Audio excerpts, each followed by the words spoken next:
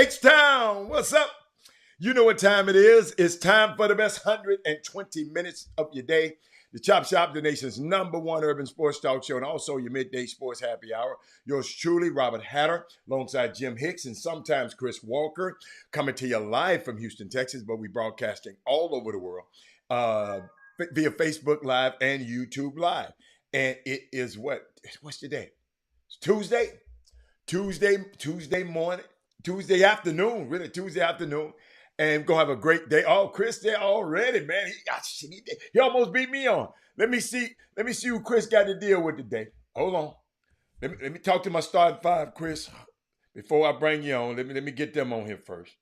Let me see who I got. I'm looking at all my devices, Chris, because we be sneaking and have. Ooh, see, I got them over here. Let me see. We got Status Moody, Jeremy Davis, Mate Cora, Mindy Collins, and Simeon Sims. That's about right. I'll take that. But I see you out there. I see you, everybody. And, who was my sixth? Who was my sixth person? Jay Jackson. Jay Jackson is my sixth person today. But welcome, Chris. Wait a minute. Let me get you in here. Let me find the button to get you right in here. What's going on, player? What up, man? What up? I see. What? Exactly. You see my boys. We got that dub last night. Cal Neptune. I was in Philly. My boys. We got a first win of the Cal Neptune era. Who did y'all play? We played. Wow.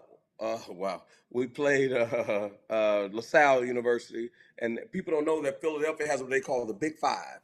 There's Okay. 5 universities, and they have this rival every single year, and it's a champion out of it. And LaSalle is one of the teams. Temple's one of the teams. I want to say St. Joe's and Penn, and then Villanova. So they're all part of the Big Five. You know about Penn. You played Penn.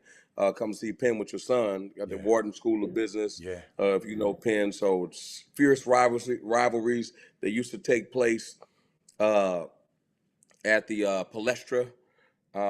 Great rivalry. Oh, that place is unbelievable, Chris. Yeah, no, it's got a lot of history. My first Big Five game was against Penn when they had Walt Frazier Jr. Okay. And I didn't understand what the Big Five was. I was from Texas, and went in there and they upset us. You know, people stormed the court. I still didn't know what's going on. All I know is who's a Penn. I had no idea. It's funny when you go to school and you have no idea. Like if a kid didn't know anything and he went to Vanderbilt, they go play at Memphis. He'd be like, "Man, we just playing Memphis, dude. Right. Nashville, Memphis. You understand? This, that." You know what I mean? Like it's a different world coming up that highway from Memphis, from Nashville. But no, it was cool, man. To get back, I saw a lot of old friends that they reminded me of my nickname back in the day. So I had a nickname back in the day, and I'm gonna give it to you. I know you because you thought I was a scrub. But that's okay though. I don't really care what you think. Hey, that same Big Five, by the way, my first 2 years in college before I kind of my career. So the Big Five, hold up. Penn, Temple, LaSalle, Villanova. Who? St. Joe's. St. Joe's. Okay, I missed St. Joe's. Yeah. The one that was sleeping on the highway from the Mavericks played there. What's yes. his name? Light skin. What's the old boy that played for the Cavs? Delonte West. He played there too. Bad dudes. I mean, just the players. Right. So it was some, Temple obviously. Right. So back then, I tell everybody when guys like you, I don't like bringing up my playing career. Okay. Freshman year, first team All Big Five. You know who was on that team with me? Who? Mark Macon. I love Mark Lionel Simmons. And Lionel Simmons. Train. And Chris Walker. First team. I'm just trying to let people know because Chris, a lot of people was good long. Sonya Billings was good long time ago. Who was good? Sonya was good long time ago. Rod Wells probably was good long time ago. I saw a picture of you. Jimmy Hicks showed me a picture of you. You walk around with that blonde hair. I know who you are. Now I'm going to come at you because I can see you, Sonya. That's right. Yeah. Hey, man, let me tell you something. A lot of upsets last night. A lot of bye games. A lot of fun. What my man John, what his name? Ross Steve be saying, the aptitude of brutality. When you lose a bye game. Oh man, yes, it's cool because he put all kind of hot sauce on it. But I'll tell you this though, the one thing we talked about having, you such a hater because I'm for the kids. I try to be for the kids. Why you turn your head? And you such a hater. Because all I do is first thing I do is when I go through the games, right? I look at every game. I look at two things. I look at how many people play, because I say if you ain't in that top 8, you ain't playing, right? Because now in college basketball, that means transfer portal. There's 13 kids. Just so people know, 13 kids can be on scholarship, right? Full scholarship. If you ain't in that top 8, them 5, they can be transfers, and them top 5 can be transfers too because they think they're better than what they are. So you got 10 dudes, the starters and the scrubs that could be, but there's only 3 dudes in the middle that's probably okay. Okay. I'm just letting you know that right now. I got you. Last point I'll say, then I look at all the people that I know, particularly young guys, that thought that they're going to get on that court, and they didn't do what they think was going to happen. But it was just the first game. The other dudes played. Okay. I got you. I'm telling everybody, I tell people all the time. I'm going to say this one part right here. There's a difference between college and pro. And you know what that difference is? Practice. Okay. In the pros, they don't practice. Right. They play games. To your point, Hatter, while a lot of them aren't in shape, because they got to get in game playing shape, because that's how they don't practice to get in shape. They play games to get in shape. The NBA is a different vibe, and people don't understand. They don't play to the fourth quarter. You're right. When that fourth quarter starts, it's like a Formula One race. It's a different world. In college basketball, they practice every day. So if you don't practice well and you can't make sprints and all that kind of stuff, the coach don't think he can trust you, so he won't play you. The pros is about playing games. College is about practice. Two different worlds. Yeah. So if a kid don't have bad practice habits, it's a good chance he ain't getting in them games. Just letting you know that right now. And kids, and the other thing is the transition from being a kid who plays all the time. Think about little Robert played till his tongue fall out. Yeah. Now you get to college and you got to sit there in your warm-ups. You ain't never sat in warm-ups in your life. You got to sit there in a chair like you on a 3-hour flight. You ain't never been on a 3-hour flight in your life. You got to clap for other dudes. You got to clap for other dudes. You never had to clap for, everybody used to clap for you. You got to say, great job. Everybody used to tell you great job. You use the wrong analogy because he played 32 minutes in the freshman year. I'm saying. I'm just telling you. Hypothetically. Okay, hypothetically, yeah. Hype yourself like no, I'm just telling you, you can't use him as that example.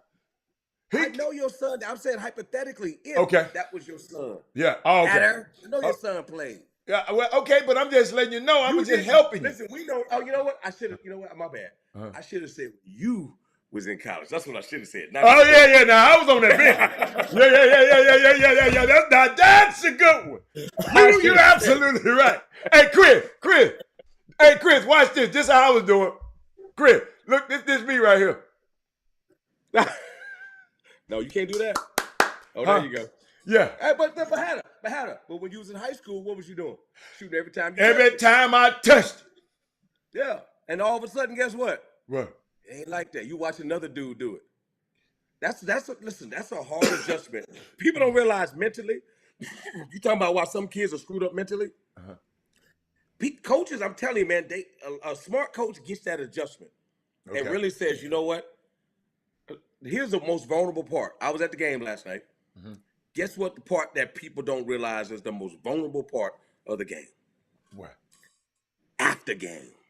Because the dudes that don't play, there's an empty vessel when they come out of that locker room, right?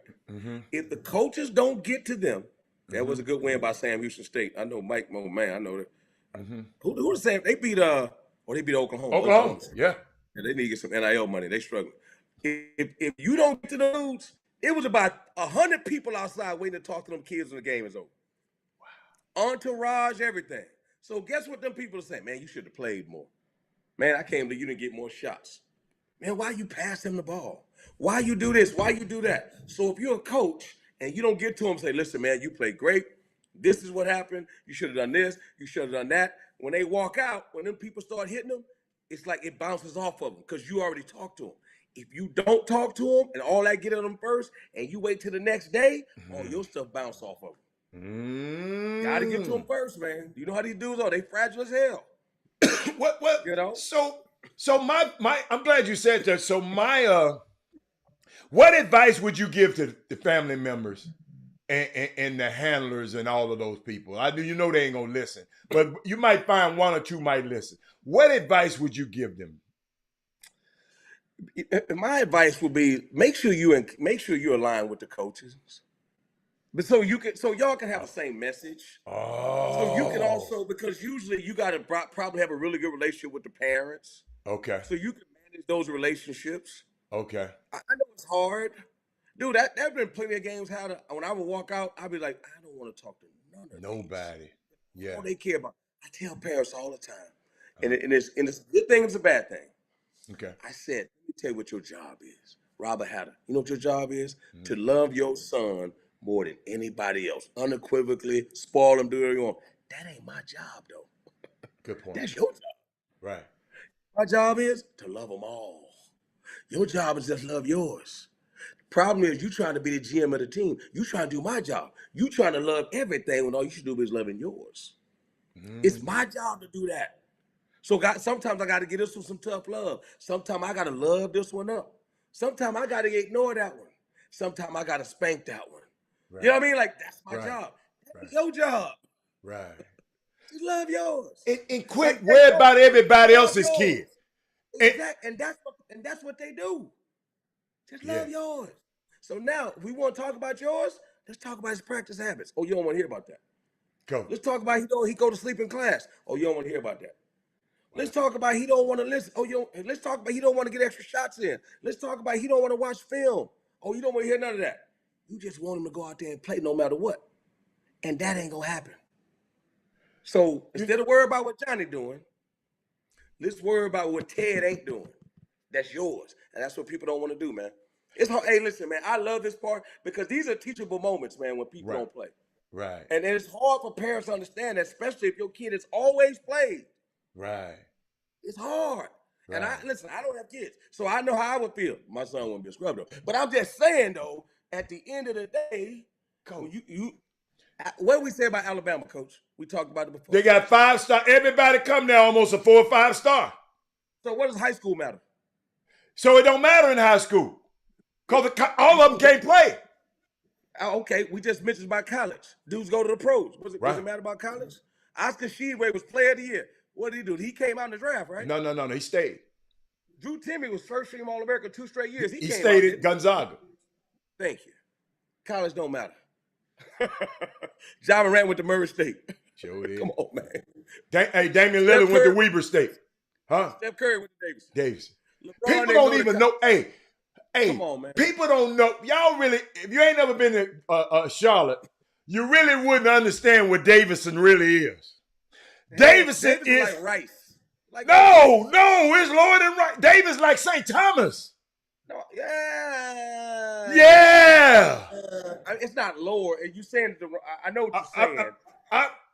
Chris. But you know what? That little town, when you drive to St. Thomas, it does look like Davidson a little bit. That's what I'm talking about. Yeah, okay. Got a bigger town, but you're right, though. It does kind of But Davidson is not in a big conference. They're not Division 2. They're Atlantic 10. They're Atlantic 10 now. Oh, they're Atlantic 10 now, but not when he was there. But not when Steph was there. No, not when Steph. Okay, all right, okay. But Chris, when I went there, I expected so much. I said, wow, one of the best players ever in history. This the only college that wanted him. Coach, that's why I'm telling you. Analytics, I know you don't care about analytics. There used to be a tournament called the Charlie Weber Tournament. Some of these summer guys on the feed, they would know what I'm talking about. It's in D.C. I had the T-Mac All-Stars. I took the T-Mac All-Stars. His daddy was coaching the team. I said, we about to tear these dudes up. That dude looked skinnier than Little Robert back then. Right. That dude gave us about 50 points. I knew then. Oh, y'all played against him? Yes. Oh. Gave us 50. I'm like, who is that little kid? And you look at him, that little runt, man, get on him. Can't stop him. Even then. Guess who else was like that? Come on, man. Guess who else was like that? C.J. McCollum. Wow. He was man, you see him in the 9th grade, you wouldn't believe where he is right now. I believe it. I'm going to tell you another one. Who? That he changed, his body changed like crazy. Who? And he ended up going to a high major school and being a big time player. Who? But in high school, you'd be like, man, who's this dude? Baron Davis. I'd be like, man, get out of here, man. What? No, when I first, I spent 6 months trying to recruit that guy. I knew he was that damn good. What are you talking about? You talking about high school? Grade. Oh, okay, in high school. Okay. 9th, 10th grade, you'd be like, man, please, man, give me a break. Okay. Man, that dude, oh my God. Stone cold killer. I'm just like, you would never think that dude was ever going to be a player. It's a great point, So people get it wrong sometimes. That's a great point. And people got Jimmy Butler wrong, man. People got Jimmy Butler wrong. Yeah. Jimmy Butler, how about Jimmy Butler was still a throw-in when he went to Marquette? Yes. Who was the throw-in he was with? Joseph Foss. Remember Joseph Foss? That played, he from Dallas. All them Dallas people know Joseph Foss. He went to the JUCO with Mike Marcus. I forget the name of JUCO. They kill me right now. And he ended up going with Buzz Williams and Tony Benford. And he was the throw-in player with Joseph Foss. And ended up being the dude. And I remember, I don't know if his wife or he on the feed. And I coached him at Vanderbilt. And he was my kid, Michael LeBlanc. Dora LeBlanc, come on. Okay. They had Mike LeBlanc, and who was the white kid that they threw in at UConn from Houston? I don't remember. Jake Voskuhl? Remember Jake Voskuhl? Jake Voskuhl, yes. Threw him in, and he ended up being a dude in the league. Wow. Throw in, dude. That is a true story, bro. Wow. Mike got up there, and guess what? Came at the wrong time because they either had Rip. I think they had Rip when Mike went there. They had Rip or they had Rudy. They had one of them dudes. So they always had a dude like that. Yeah, they keep a dude. That was just bad timing, man. They had a dude. Ray Allen. It wasn't Ray, but they had a dude. Right. They had a dude, and you just get. Let's not talk about Ray Allen. Every time I think about him, it just pissed me off. But keep going. We try to get it. We try to South get it. Carolina. I'm just saying, like it's that thing. It's just so Rip Hamilton going to the College Hall of Fame. I'm one of the MCs. I told you the MCs of the College Hall of Fame. He going in with Jim Calhoun, Roy Williams. You know what's funny, man? So we had a Zoom this morning, and y'all don't remember Jimmy Walker that played a long time ago. And this was sad. I think Jimmy Walker played at Providence, I want to say. But anyway, he's going to the College Hall of Fame. And they was like, man, we don't have anybody into because they always have a family member or somebody who sits down with because he's dead, he's gone, he's passed on. And they say, well, we don't know if he has any family. Dude, I'm sitting there going like, it's on the 20th. I think he has. We think he has a couple of daughters that are playing professionally. Maybe they'll come. I'm like, I'm at the people, man. I mean, your legacy. Think about This dude is getting ready to go in the College Hall of Fame, and we're sitting there trying to find somebody and hope somebody can talk on his behalf. That's crazy, man. You know what I'm saying? Chris, that might not be an indictment of the people. That might have been an indictment of him. Could be. That's what I'm saying. You follow me? Relationships, Chris. Yeah, think about your legacy and what you're leaving behind. Yes. You know what I'm saying? You dudes about to get this great honor. Yeah. And we're like, man, who can represent this dude? I mean, wow. I'm like, what? Can we find somebody? Wow. You know what I'm saying? Wow. Can we find somebody? You know me, I'm like, he a brother too. Let's find somebody. You know what I'm saying? That's a good point, Chris. That's a good. I mean, Oh, Hatter, boy. like you say that, you always say that dash, Hatter. People don't think about that dash. Maximize your dash.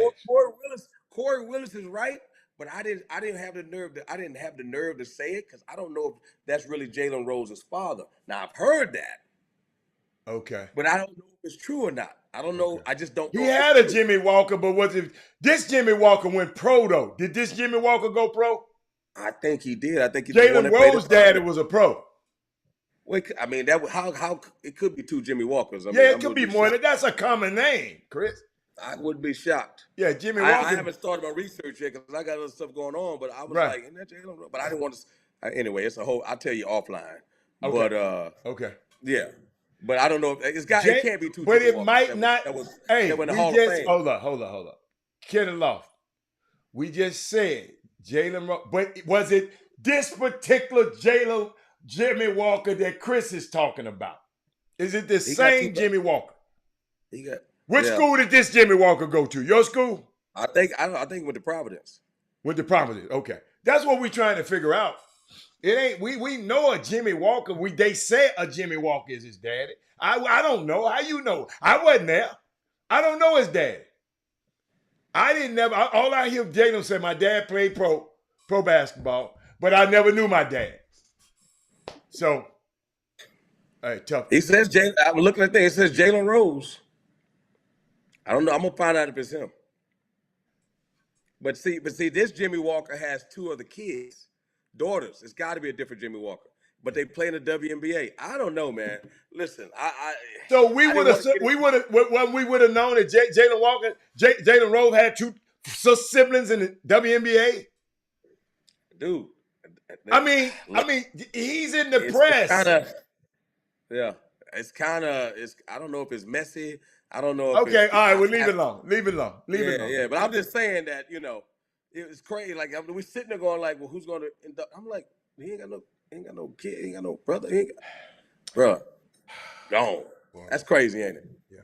Getting an honor like that. Is it? I just want to know. I mean, forget. I mean, I'm glad. I'll find out though. It's kind of crazy. But hey, Chris, I found out somebody sent me something this morning. Jim Crane gonna give Dusty them another year.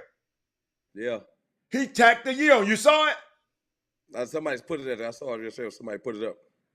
But Chris, we voting today. I'll be remiss if not to mention anything about voting. And I'm not here to tell you that this is the most important election. I voted this morning. Oh, I had a good time this morning. I'm not here to tell you that this election is the most important election of your lifetime. I'm here to tell you that your vote is your voice. Just always want you to know your vote is your voice. And elections have consequences and repercussions. Okay, don't ever forget it. There are so many important issues and individuals that are on the ballot. The Harris County got the longest ballot in the country. I think it was 90 something. 90. I had to go through 90 something situations. All across the country, and you need to exercise your precious right to vote. Many people sacrifice for this moment, and I don't want you to take it for granted. Okay, don't want you to. So remember, your vote is your voice. Get out and vote. Let yourself be heard. If you don't get out and vote, you can't complain. Thank you for taking this message serious, y'all, and I appreciate you. And also, let me just add this: if Okay. there are those out there that think it's extremely important, right, to create runoffs, to redistrict certain areas, to favor certain people, right, to make it harder for people to vote, to tell people if you give them water in a line, you're going to go to jail, or a piece of pizza, or if they do all these different things to stop you from voting, maybe voting is important. It's a reason why they're stopping you from doing it. Right or wrong, Hatter? It's the reason why they're making you uncomfortable. It's a reason. You got to ask them that reason. But it's a reason why people make it uncomfortable for certain people to vote. It's important. Yeah. Chris, you got to realize, Chris, show you how important voting is. And sometimes it's so simple sometimes. At first, the only people could vote was white men. Yeah. Okay. They even allowed black men after the 13th and 14th Amendment to vote before they even allowed women, their own white woman. Right. Let me hold on. Let me read. The woman who had their babies, the woman who cooked their food, the woman, their woman. Can y'all imagine that? I'm gonna let this dude that I thought I've been calling a half a man, a 3/4 of a man, vote for. I let my wife. We even vote for my wife to vote. So if he don't care about his wife, sometimes some of this stuff is mind-boggling to me because I became aware. Now I know what that man said. When a black man become aware, he lives forever in a rage. Because I'm just thinking, why is this voting so important? Roland Martin said the other day, vote or shut the hell up. Don't complain if you got no skin in the game. Don't complain if you ain't got no skin in the game. It's unbelievable. But I mean, that was you know what someone said? Well, I think I was talking to you, Hatter. Well, because of the Electoral College, I don't think there's a reason to vote. I don't think No. They didn't. No. What they say? Electoral Not electoral politics. Politics, right? No, electoral. In other words, if you got to elect somebody, she don't want to be a part of it. If it's got to do with an election, it ain't got nothing to do with the, because everything but the president deal in the Electoral College, y'all. Correct. So let's get this straight. The senators and all that, and they don't deal in that. So that's when you know there was some shady stuff going on because there ain't nobody else doing it. But it's she just didn't believe in it because she just didn't see. But she'll go protest. The young lady went and protest. All the millions of young people who protested New York, Chris. In New York, y'all got on the ballot. Y'all got some of the most greatest things on the ballot that I've ever heard. But listen, she got it on the ballot by protesting. Still got to vote. But guess what? No. But she didn't understand. She understand. Yeah, girl, I was out there protesting. But she forgot to say, understand. But in order for us to get these things into law, you got to go vote, young lady. And they just don't know. They think they know it all. Chris, you thought you know it all when you was young. Yeah, no doubt. They think they know it all, y'all. That's their problem. They think they know. I'm going here and start. And then you don't get off the bench. I mean. And they get mad at the coach. They lied to me. Listen, I got to run after I tell you this, Hatter. I may come back on a little bit later. Okay. I got to go to. Here's the thing. Okay. I've said this before in the Chop Shop. Recruiting and coaching are two different things. I'm saying being your girlfriend and being my wife is two different things. Am I right or wrong, Hatter? Recruiting and coaching. It's two different girlfriend, wife. Two different things. They may look the same. They may look the same. There may be some things that spill over. There be some blurred lines. Some similarities. They ain't the same. So when I tell you, oh man, we got great this, we got great that. Yeah. Hey man, you got a chance to start. Yeah. The opportunity is there for you. Uh-huh. Coach. Don't mean you starting, homie. You know what all they hear? Starting. They didn't hear opportunity. They didn't hear chance. If you work hard, you can be the guy. They don't hear if you work hard. They hear be the guy. Chris, I never asked the coach that. Coach, I'm telling you. When my listen, parents, maybe y'all, I don't know why I'm different. Maybe because I know better. I ain't never asked no coach whether he goes. Now I ain't gonna tell you no lie. Johnny Dawkins, when we talked to him at Stanford, you remember he had Chasing Randall, right? Oh yeah, from Chicago. Yeah, and Robert asked him, said something about, and he says that's my starting point guard. Robert said, okay, y'all don't never have to call me no more then. Because you telling me right there, no matter what I do, that's your dude. Yes. But you got to listen, though. You know what people are saying? What? You know what people are saying? What? I'll prove them wrong. Yeah.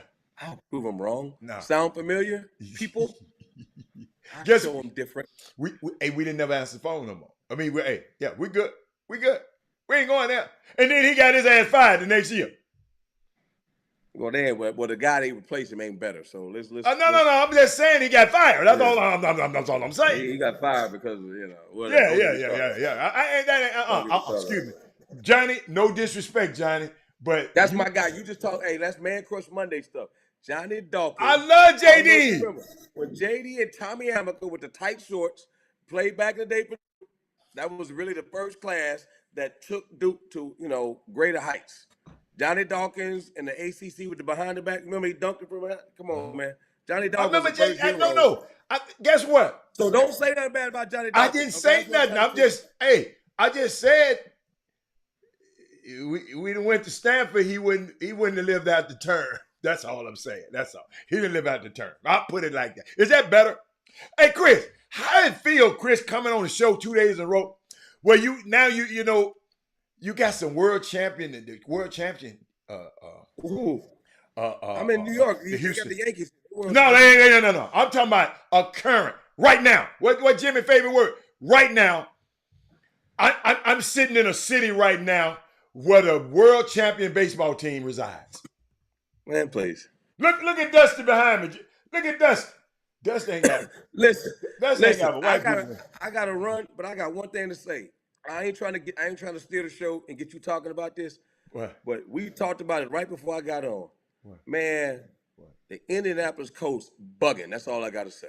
So you leave it that to me. I'm gonna talk to him. Unbelievable. I talk to my people about it. I'm gonna talk to my people about it. But I know you got to go. Let me know if you're coming back.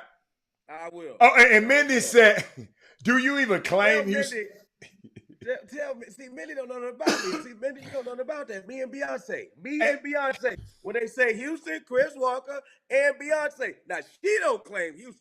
At least I claim it, okay? I got to go on that note. I'll holler back at Bye, you. man. Bye, I'm sick of you already. Get out of here. Get out of here. What's wrong with him, y'all? What's wrong with him? But y'all, I don't know. I ain't gonna tell y'all no lie. I don't know where I'm gonna go today. I saw people. I wonder why Ted Cruz think he can come in this city and get in an open air vehicle from what he done did to the people in this city and in this state and expect for it not to be an incident. I don't condone nobody throwing no can and hitting nobody. But I was just thinking about that. Just thinking about it. Then, I think I got to show y'all something. I saw something in the news, and I'm going to get to some of this other stuff. But this stuff here, national news people ain't going to pick up on this. That's why it's good for us, because it's got something to do with us. I saw something. This guy was interviewing Coach Prime.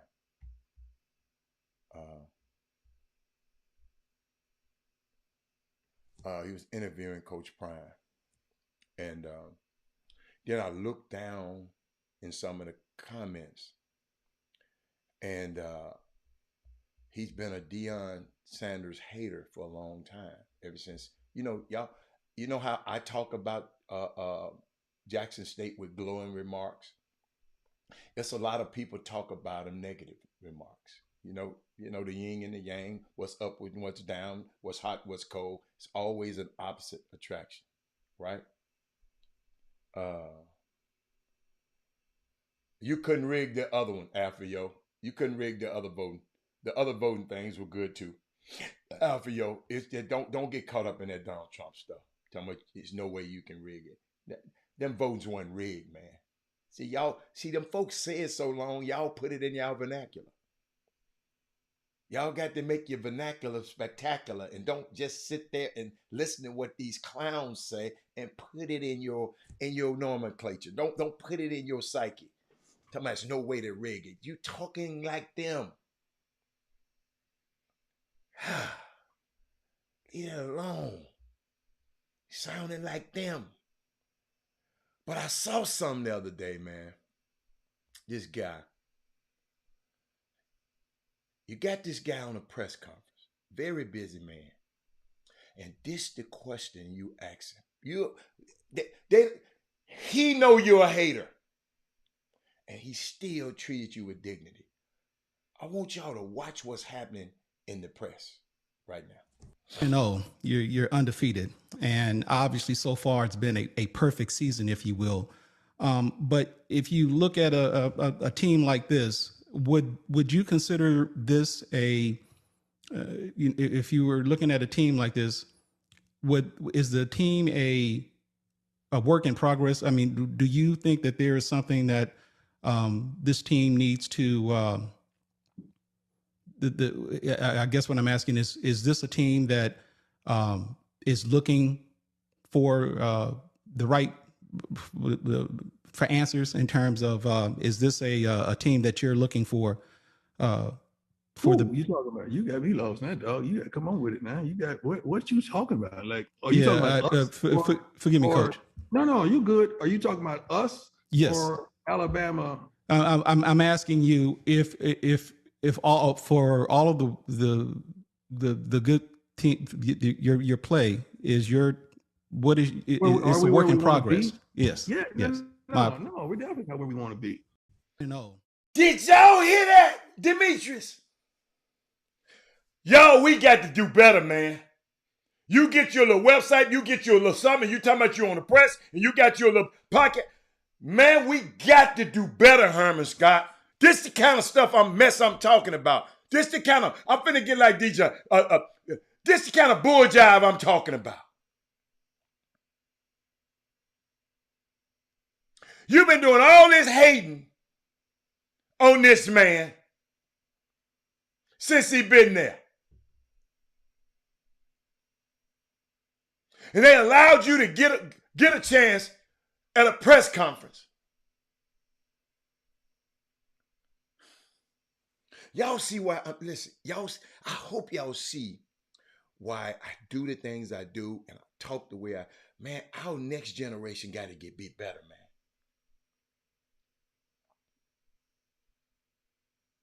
He always got something slick to say about Deion, though, this same dude. Bettina, he always got something slick.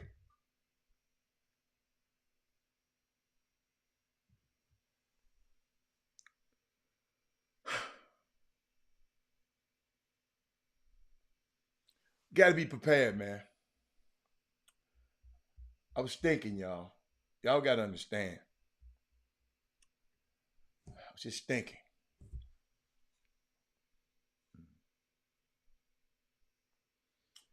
I'm trying to see.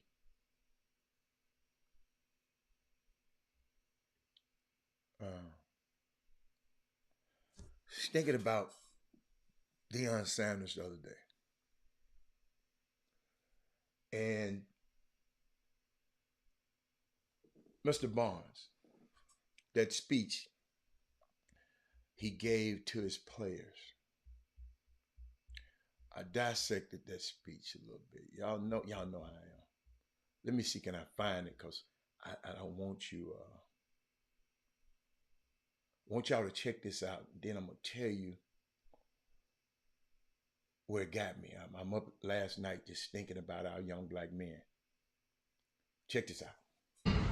People that are influential to you are leaving us consistently. That's our rappers. Takeoff was murdered in a dice game in Houston, where we're going. So that eliminates all y'all leaving that hotel, because it ain't happening until I give you further notice. So whatever her name is, whoever she is, parents, everybody, they're going to come to the hotel to visit you because y'all ain't leaving. Sooner or later, we got to start changing our addresses, guys.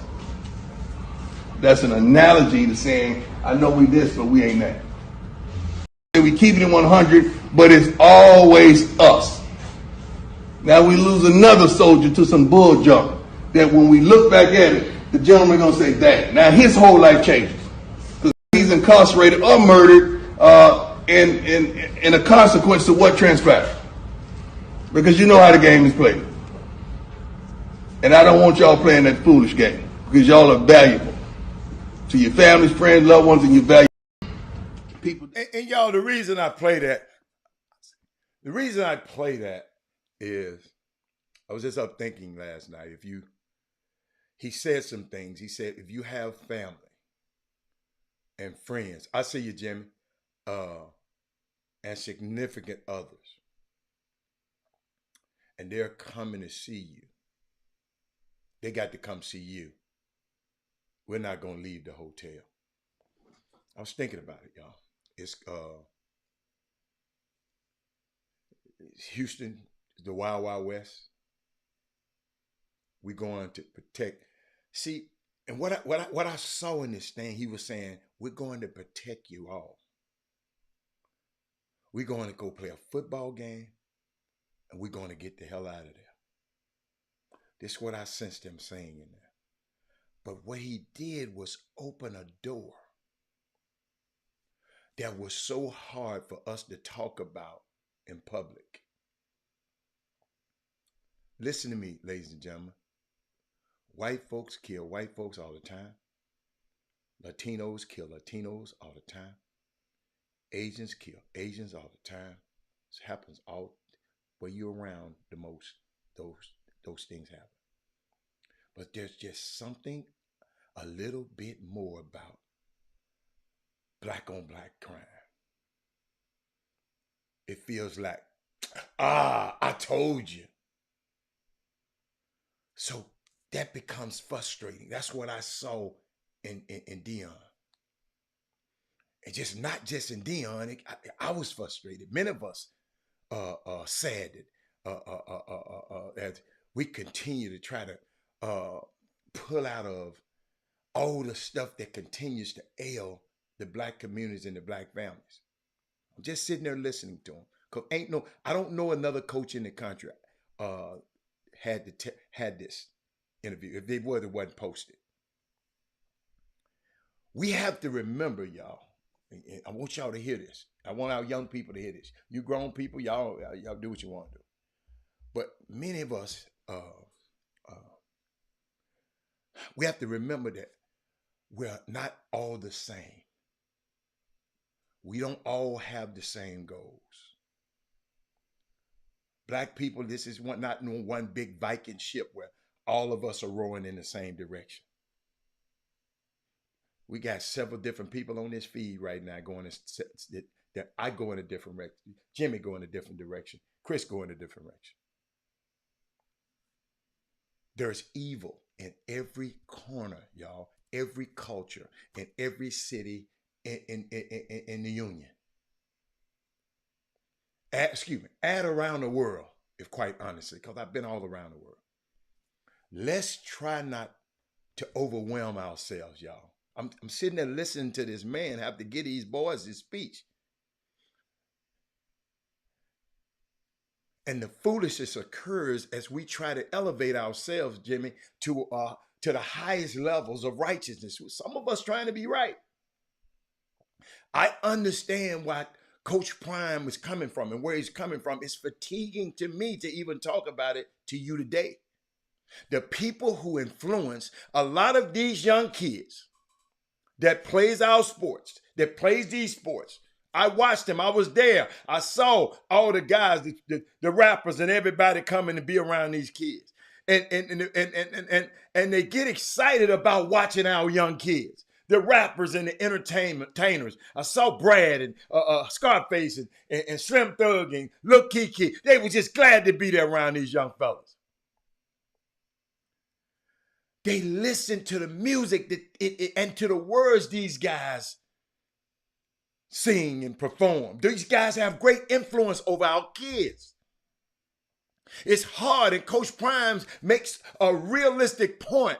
It's hard to see some of the people that you idolize just be taken away from you. They had to go through this last year with a guy who came to see him every game, Young Dolph. He was in the dressing room every game. He from Memphis. Spent a lot of time up there with them. Coach Prime is not afraid to bring in people of influence around his kids. Whether you're a rapper, whether you're an actor, entertainer, whatever, he's not afraid to bring that home. To bring that into the aspect of allowing the players to touch these people, to see them and see they just like you, man. They work hard at their craft and that to put them in this situation. They work just as hard as you, and they give everything they can to be great. That's why he putting them around them, and they that's how they got the way where they are now. These stars, and then all of a sudden you're showing these men and women, and now these people are just taken away from these kids. There's a message, man. And the message is that a lot of coaches I be around, they just talk football. What Coach Prime is saying is I have to do my part in helping these young men become better men and better people, to give them some answers to the test. They're going to have questions, but we need to have answers and how to navigate life and how to navigate stardom, how to navigate being a professional athlete or being a college athlete. Parents, you ain't never been no athlete. The balance between family and friends, Patrick Henry. He has also brought in several women who have been in influencing stages in their lives. And I'm putting it mildly. You know, the Instagram models. He invite these girls to come talk to his guys, and they try to tell the young guys, this is what I'm looking for when I see one of y'all. This is how the women think about you. He expanding his coaching style to a point where when he speaks, I think his players listen and the message never get old. Y'all know you've had some coaches come and speak and you say, oh, here we go again. Here you go running his mouth. But this dude is bringing an element of aspect of his coaching style that makes when you speak, you want to listen. I'm at the age that I can be every one of these kids that got killed fathers. And Coach Prime speak this when he spoke that right there. That's why I'm talking about it right now. It riveted me on a topic that I've heard a million times, but he caught me. That's why I'm talking about it now. The fact that he would take time out, and this is clearly in a team meeting. Jim Hicks, I'm about to bring you on now.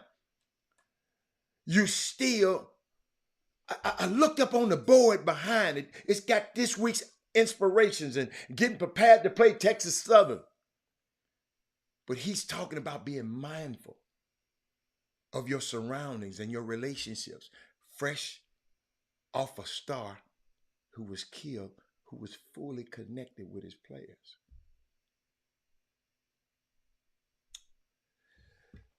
It's rough, man, being a coach, man. This dude is more than, this dude is doing something for our kids.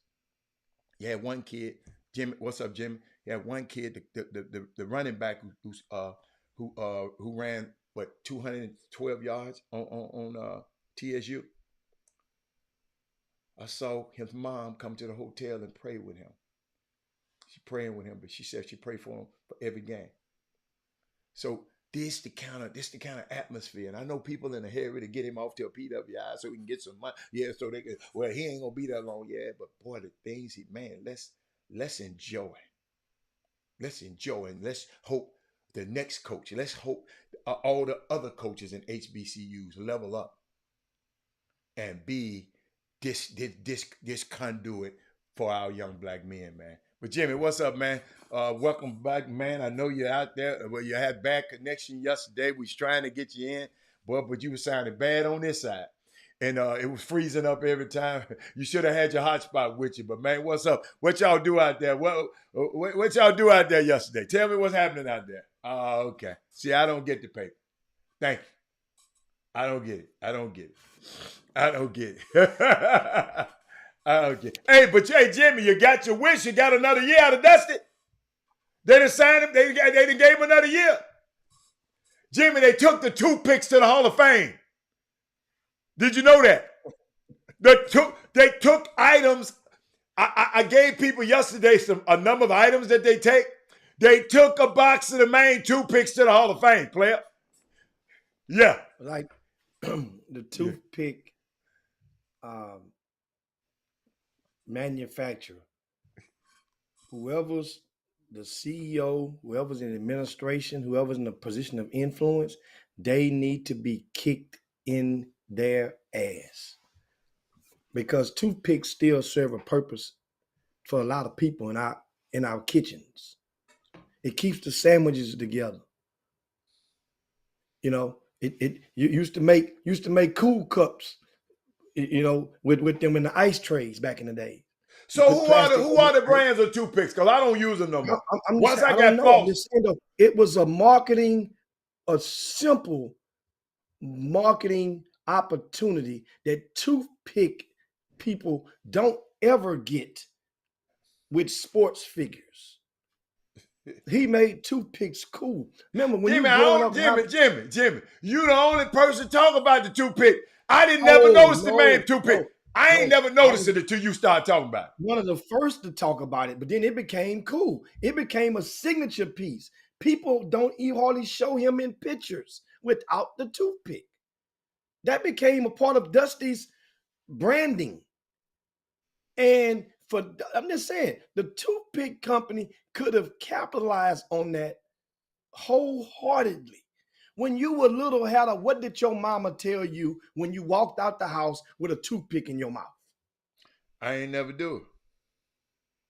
If anybody watching did it, know they said, get that damn toothpick out your mouth. No, I ain't never did. That's what they said.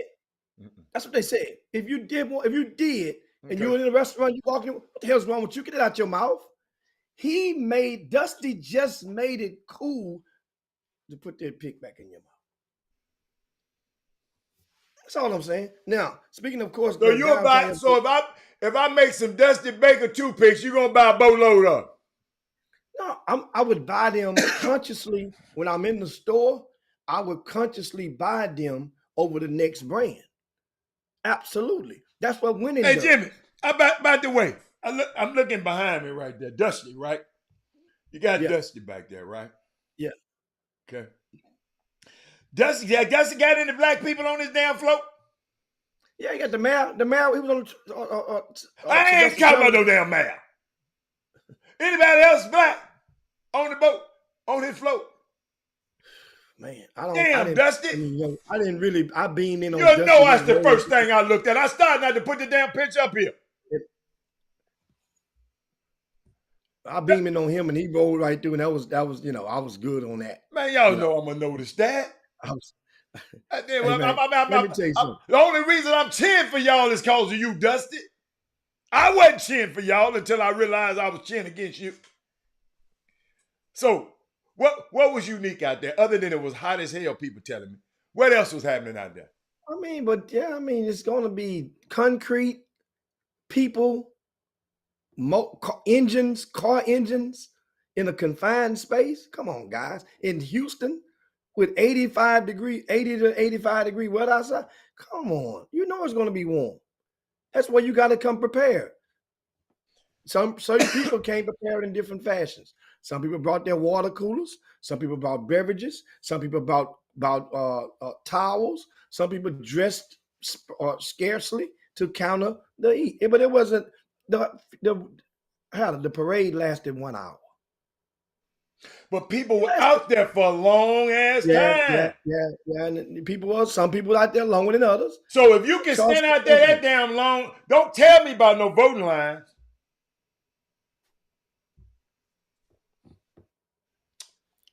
A lot of people. Today is voting day. So one of the excuse you guys going to have. Be prepared. Be prepared. Well, I got in and got out. I got in there early, Jimmy. I did. It was one of the first ones. I was there 7 because I like to vote on the actual voting day. I do. Well, yeah, I did early. I did early voting, and but see, I got this. I got this. I told you I got this ritual. I guess it was a ritual. My mama used to take me into the voting booth with her, so I always think about her when I go vote. Me and we was my sister, and we could go into the booth with her. So that's why I said, okay, I ain't voting early. I want to go. And it was a great gentleman that greeted me there, asking me was I in this, whatever, and I said, well, this was the greatest voting experience. I mean, I was in and out. Everybody was in there. It was nice. Everybody was good. It's a new way to do it. They got the ballot, the way you do the ballot and slide it in there and they print it up and then you go. I mean, I said, boy, I don't know what the hell they doing. But I really enjoyed it. But if you can sit out there, it was some people. They told me some people camped out downtown to have certain spots a night before. See, sports is more important. Like over in Brazil, Jimmy. Then all them people went over there and voted to get some certain guy out. They was over there voting. We over here just cool with our voting. We got guys that'll change up at the left. Hey, LeBron James, my dude. LeBron James, if y'all catch me talking about LeBron James again, somebody stop me and say, Robert, no, you can't. Even though Chris Walker is a, brunch-sexual, I can't talk about LeBron James. LeBron James did a video for Raphael Warnock. He did a video for Stacey Abrams. Jimmy, we got a clown last week who been a Democrat and been part of the Democrat Party. Just because he didn't have his way, he go and support Governor Kemp because he didn't have his way. But then, Jimmy, I go back. I watched the Emmett Till movie the other night. Got to go watch it, Jimmy. Which one of them? The new one, Till, just came out. It's Till. Jimmy, get with it, Till, in the movie. Then I went and just figured some people were telling me. It was some black dudes helped hold him down for them white boys to beat him and castrate him and kill him. He had help. They had help. I was embarrassed to find that out. So then we got this guy, Kwanzaa. His name Kwanzaa Hall. Kwanzaa Hall in Atlanta saying, Stacey Abrams won't let me be a star over here. I'm going to go over here with Governor Kemp. Man, these folks out here playing games with y'all. And playing games, this politics. That's why we need to get our people in politics. So guess what? We can be part of the games that are being played. But I just wanted to share that with you, Jimmy. It's crazy. But we got to get out. If we can get out here and do that there, in that hot ass sun, and what you said, Jimmy, come prepared, we can do that to vote. Oh, indeed. And of course, now, yesterday, you guys know, to get some sports. You can get a full allotment of sports today, and don't forget, we're gonna ask you to share the show. If you haven't done so, this is the perfect time right now. Let's get the show shared so we can talk and engage in some good sports talking through this day. I didn't see Monday Night Football last night. I did watch the Memphis basketball opener and their win, close, good hard fought game. At Vanderbilt, in-state rivalry, so to speak. Jerry Stackhouse coaching Vanderbilt, Penny Hardaway coaching Memphis. The debut of Kendrick Davis and at Memphis, and he fared well. Came through in the second half. I think he scored 9 of his 16 in the second half. He had 7 at the break. DeAndre Williams, former Klein Forest and Satch homeschooled basketball star. He led the way, 17 points in the win for Memphis. This and also want to send condolences out to Sean Forrest, who lost his father only a couple of hours before tip-off of yesterday's game. The assistant coach at Memphis. His dad, many of you guys may know, his dad was just maybe a decade or so ago, was the head of the AAU for a couple of years after Bobby Dodd was ousted. And so once again, Sean Forrest, his father passed away, and also Penny Hardaway.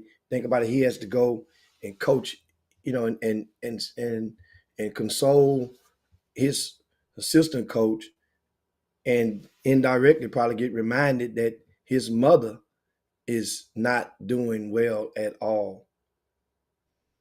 That's Penny. So they're going through some tough times, but winning, this team looks it look loose.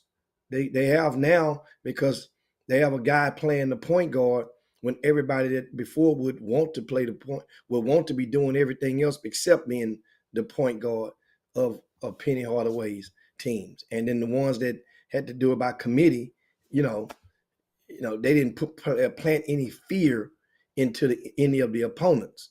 Well, Kendrick Davis is a preseason top 5 point guard in the country.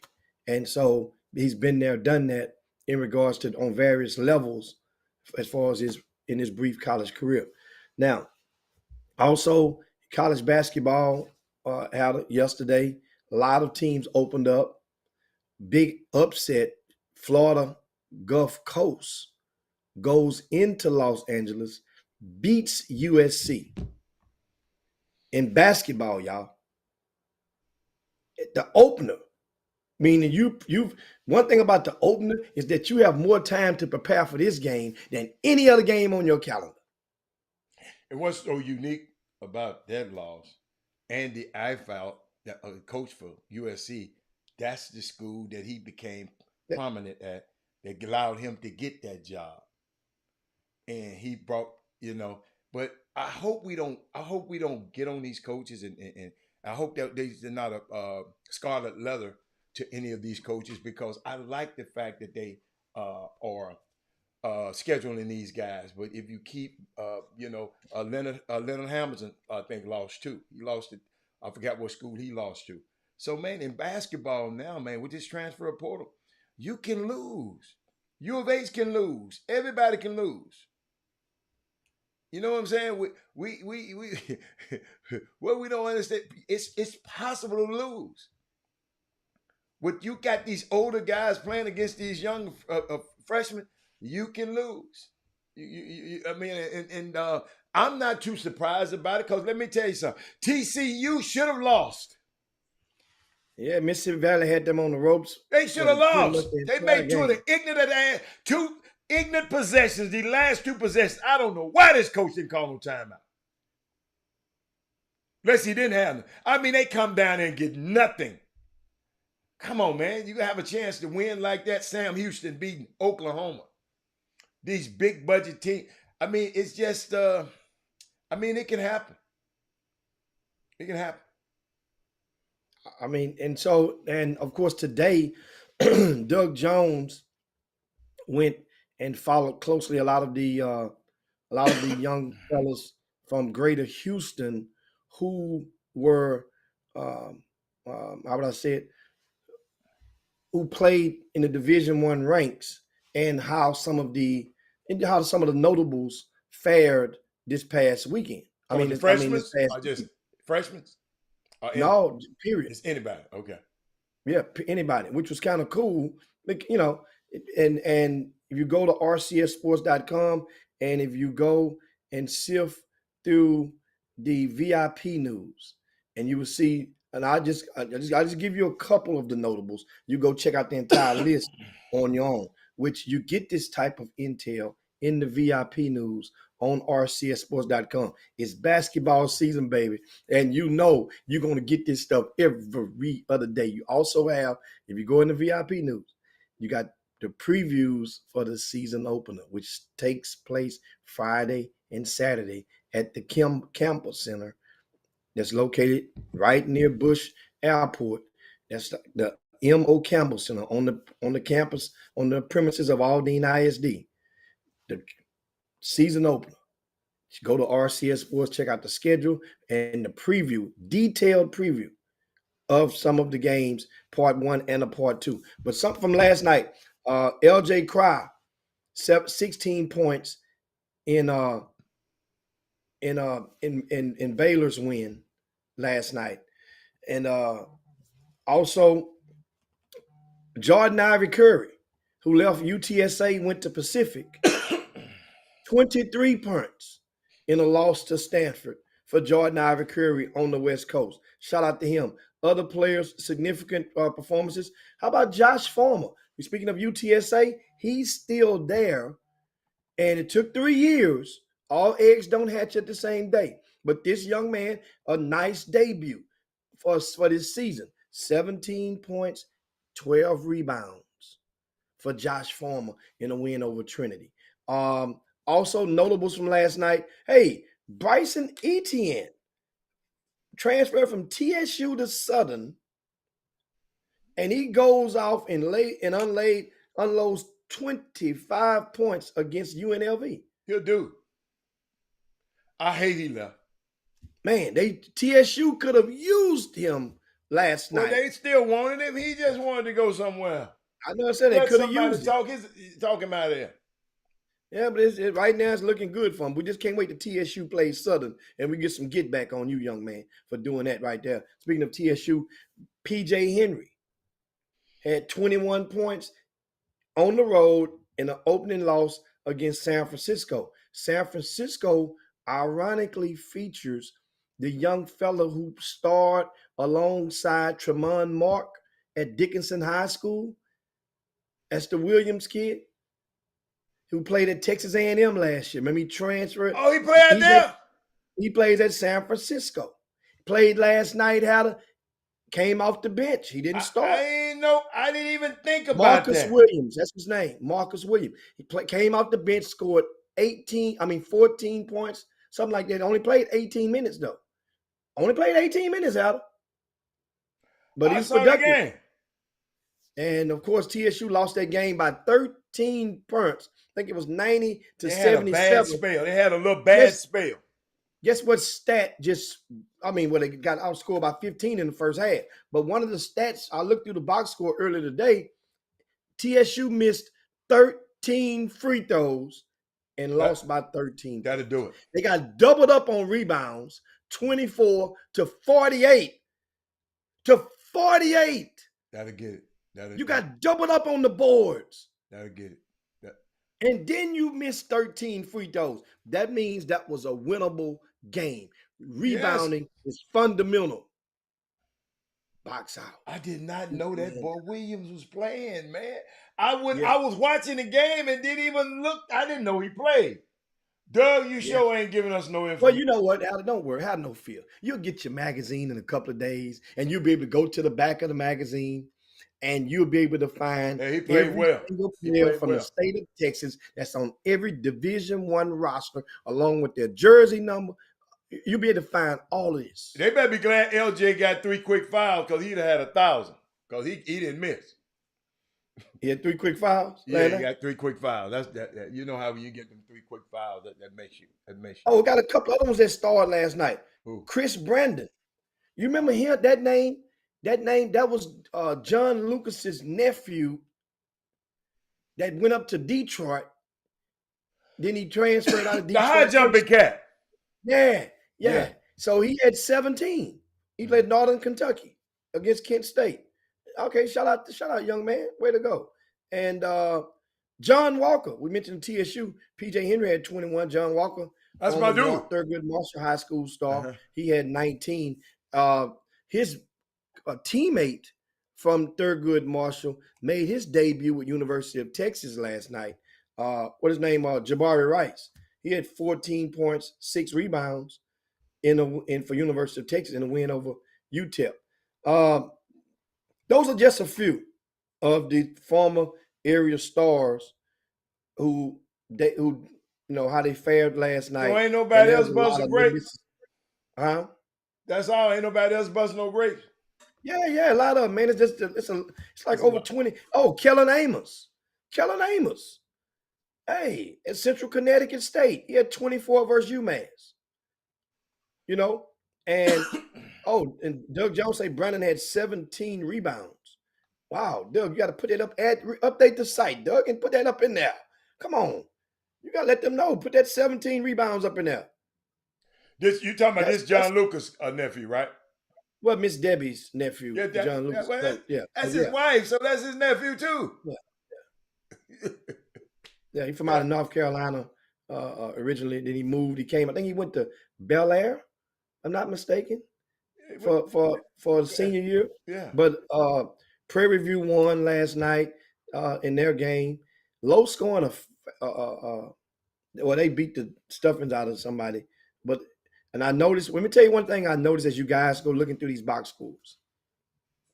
As you look through the box scores, you will notice there are a lot of freshmen whom may have led or been led to believe that they was going to just, when they signed the letters of intent with some of these Division I schools, and they were just going to waltz right in there and just get the ball, and they was just going to continue to do whatever they was doing in high school. If you pay attention, this is the most important Jimmy, point. People on this show don't even think like that because they should know. 6 years we've been telling them. They were 13 years old when we was telling them. If they ain't got it now, they ain't going to never get it. But keep going. And, you're in for a rude awakening. This stuff is But it's hard. all right if you don't play as a freshman, Jimmy. It is all right. But then what happens is, here's the thing. If you're led to believe that you're entitled, you're going to continue to be entitled because we've entitled you and you're the man. Right? Adam, how did PJ Haggerty, how many minutes did he play last night? That man was in there. That man looked like he was in street clothes. He had a jacket on, but his name wasn't showed up on the. I'm gonna tell you how this stuff go for a lot of people. And I was talking to Chris Walker earlier this morning, and he's a career college coach. He knows. I wish you had kept talking to him so he wouldn't have never called me. Because he called me with this. I just got to talk to him. I said, why you get off the phone with Jimmy and come talk? I don't want to hear this mess. And the thing is, Chris knows the games that a lot of the college coaches play with the parents and the kid, the freshmen. And I just paraphrase. One of the games is they'll tell you that little Johnny is doing great in the fall in the workouts. We didn't know he was this good. We didn't know, man, this is my dude. Then they'll start letting them run with the first string or some of the first stringers during the scrimmages in October. Right? So then the parents are optimistic and the kid feeling good about himself. Self-esteem is going through the roof and he's really feeling like he's going to be a starter. Then they might leave. There's another trick. Chris, he confessed to them all. They let him play or let him start. They let him play a significant amount of minutes during the exhibition games. That's the game, Adam. They let him play the exhibition minutes. And then the parent they're really done sip the Kool-Aid. Oh, my baby might be starting. They're gonna be the guy. And then when the regular season comes. But I don't think nobody was saying that about PJ. I'm not just this wasn't even about PJ. This is about freshmen in general. Okay. All right. Wasn't about him at all. All right. Okay. Jonathan Massey doing well though. 13 points, 3 But rebounds, 3 Messi assists. is a sophomore. Sophomore, yeah, but you said we talk about everybody. We're talking about freshmen right now. Okay. Let's go. Let's pluck some of those freshmen. Let us know in the boom So boom what room. freshman? So I got a question. Alpha Yo Beezy. Is PJ hurt? Is PJ hurt? Because I know if he had, I know you have a lot of information on him. Let us know while you're on it. What's going? I see you're putting up what Jonathan Massey had. I want to know, John, is PJ hurt? I didn't even think about it, but I saw him last night, and he just didn't look like he was gonna play. I put it like that. He had the top on, the top on, but I know he didn't play, and I'm just trying to see, is he hurt? Because they was in a dogfight last night. Them little country boys from Arkansas Prime boys gave them everything they wanted. So I'm sitting there looking at the. So what else? What other freshmen we had that was saying they were supposed to go play some minutes? What other freshmen? That's what I'm asking. I haven't done any research on it. When I get my magazine, it's easy for me to sift through. Doug, no. Or you can go to the rankings on RCS Sports and look under the class of 2022. We can easily go and ping pong through a couple of them. I'm just curious to know which freshman, because I want to applaud, because if you play significant minutes as a freshman at any level that you go to in college, but specifically we're talking about the Division I level, that's the highest level, the highest layer of college basketball. Well, if that's the case and you go there and play significant minutes, then that pretty much means that you picked the right school. That could be a better school for you, but you picked the right one. And that's what it means. But everybody pretty much feels that they Chance White. Chance, thank you. Chance White. I like that. 19 minutes. That he went to the right school. We went to the right school. You know what I'm saying? That what I'm saying. There could be other schools that could be maybe right, maybe better for you. But this school, that means now did they win this game? Did they win in this 19 minutes, 11 points, 5 rebounds? Frank White, if did they win this game? Then that means the locker room feeling good. That means now you can feel good, even better about that performance because the locker room is happy. And the coaching staff now can use you. If you play 19 now, then you should play 21 next game. Then you play good then 23, then 25, then 20. That's how you earn PT.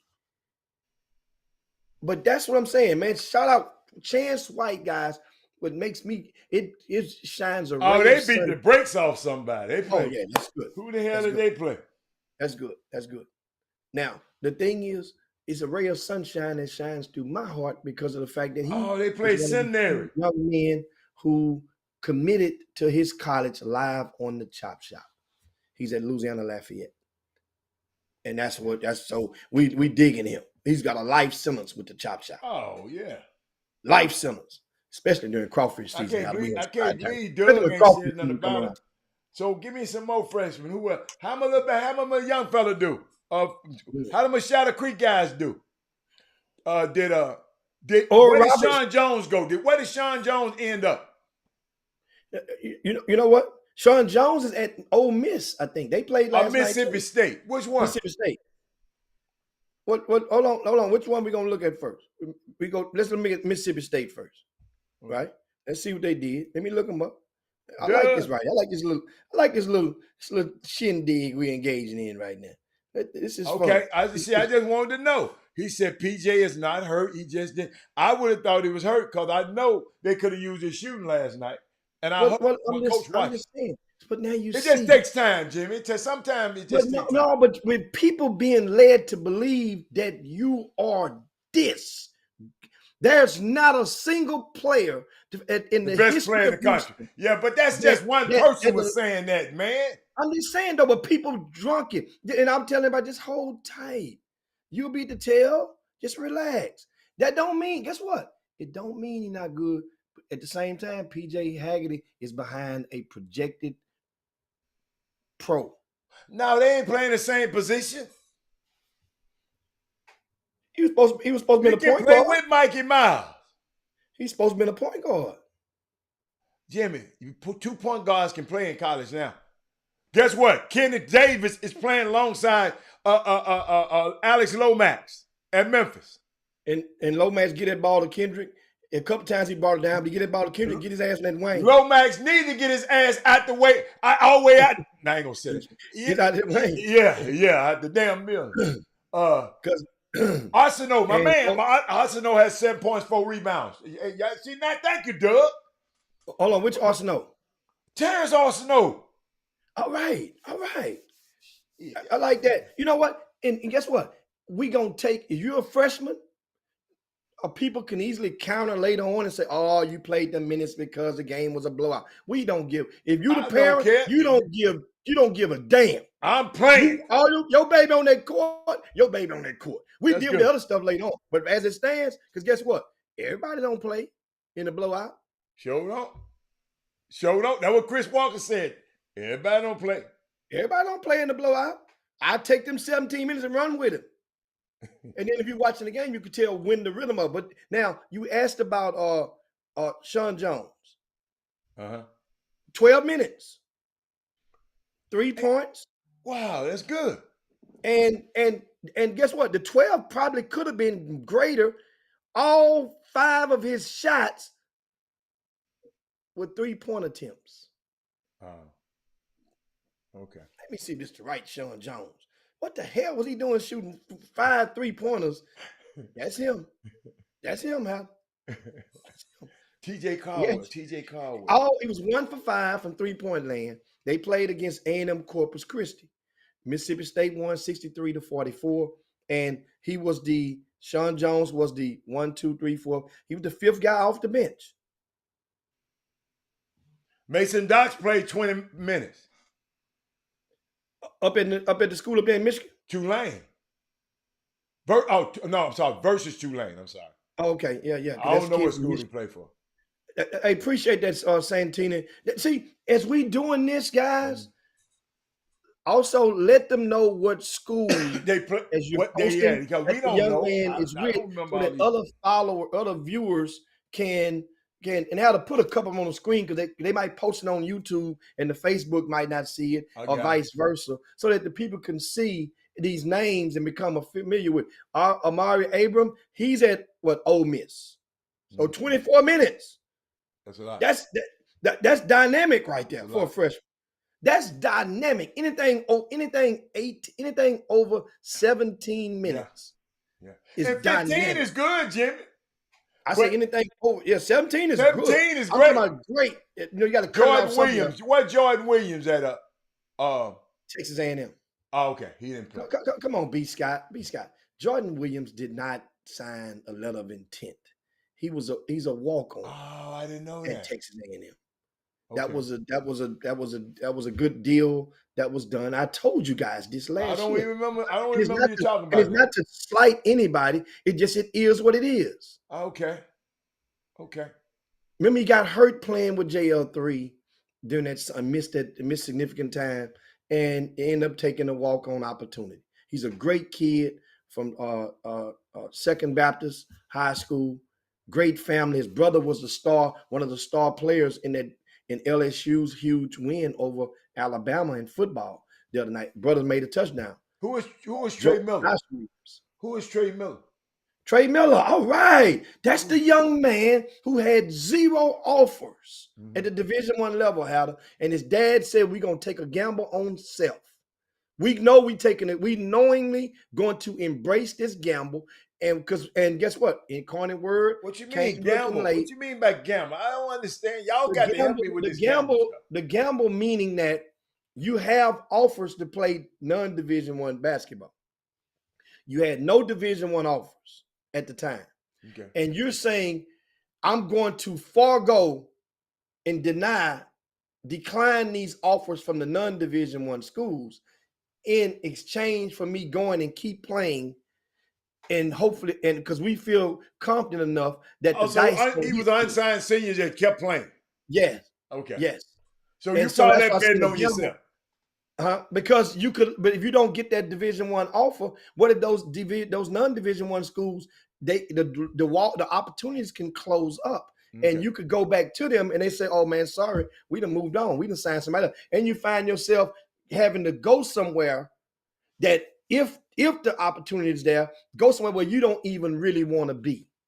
Who got the scorecard? Did Cam play? This girl said, why do St. Thomas got 20 players on their best 5 on the floor? St. Thomas can have extra players. I mean, they're Division III. Yeah, you can have more players Division III. Who was that? Kim? I need something to do tonight. Wait a minute. Oh, somebody said you need something to do. St. Thomas women. St. Thomas play tonight? I don't know. That's what they said. The unknown user. Unknown user, man. Get your user right. Unknown I user. thought that was an actual team. Like, what kind of team is that? No. I'm looking at the box score from the St. Thomas. Lamar University opened their season and they played University of St. Thomas. Okay. I tell you, these guys are good. They're good every year. If head coach Anthony Medina, he has a magic wand that he's great in the locker room. He's great with his infrastructure with coaches. And he gets those guys. He's just not taking no anybody. That's one thing I like about him. They'll look at everybody, but he ain't taking anybody. That's one thing I like about certain college coaches. He ain't playing around. He ain't gonna play hoochie coo with you. In the recruiting, they like you, you're gonna like it. What you got? DeAndre Thomas played 18 minutes as a true freshman, 9 points, 9 rebounds at McNeese. He's at McNeese. That's a great opportunity. And that young man is from Louisiana.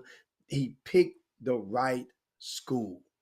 I know he came to Legacy, the School of Sports Science. Cam ain't playing yet. Okay. Thinking that, maybe that opportunity would have yielded him a higher Division I opportunity. It didn't.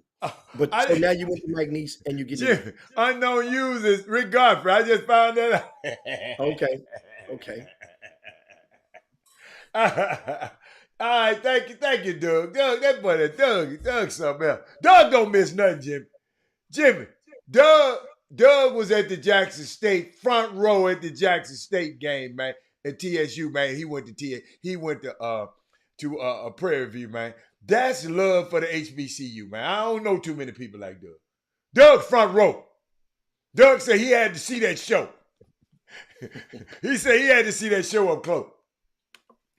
But if Prairie View would have won the other night and wouldn't have got upset at home, they could have saw that show for the SWAC championship.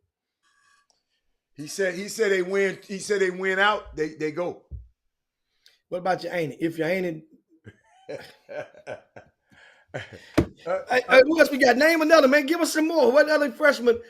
Nick Anderson, speaking of St. Thomas, he looked good for St. Thomas last night. Which one is Nick Anderson? Where he come? He played at a Grace Christian School. Remember, they had one state. Then they had the young fellow who transferred from the Houston Defenders down there. Nick Anderson was MVP of the state tournament, state championship ring. Then he left. He left there, I think, and went to went back to one of the Clear schools in Clear Creek ISD. Last season. Sorry, Nick. But Nick Anderson doing well. Great job over there. I'm looking at B. Scott say Chance Perkins played 5 minutes for Army. Keep working. Angel Johnson played 20 minutes last night. At St. Thomas? At St. Thomas. Angel Johnson pretty doggone good. And that was a competitive game. So 20 minutes in a competitive game, the score was 61-63. University of St. Thomas loses to Lamar, right? And he played 20 minutes, only had 1 turnover, finished with 6 points in that contest. Hey, man, that's what I'm talking about, man. Let's acknowledge a lot of these young players that got some good burn as freshmen.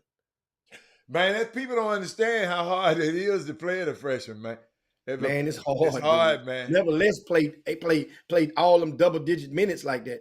That's what I'm saying. Give us somebody else out there. Let me share the show. because y'all joking over. Let me share the show. Yeah, maybe somebody else might Let know. me share the show.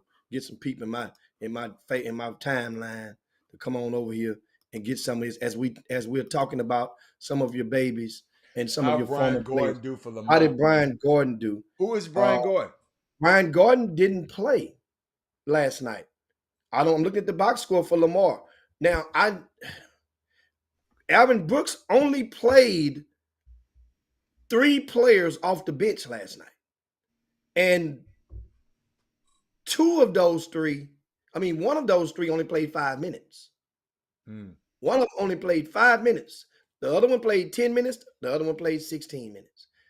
Boy, these benches are getting tight that's what I'm saying. So now take that. It's a hell of a teaching point. University of St. Thomas, who for most of your babies think you're better than. Guess what happens though? In a tight game, just man, it would have been a blowout. In a tight game against a Division I opponent,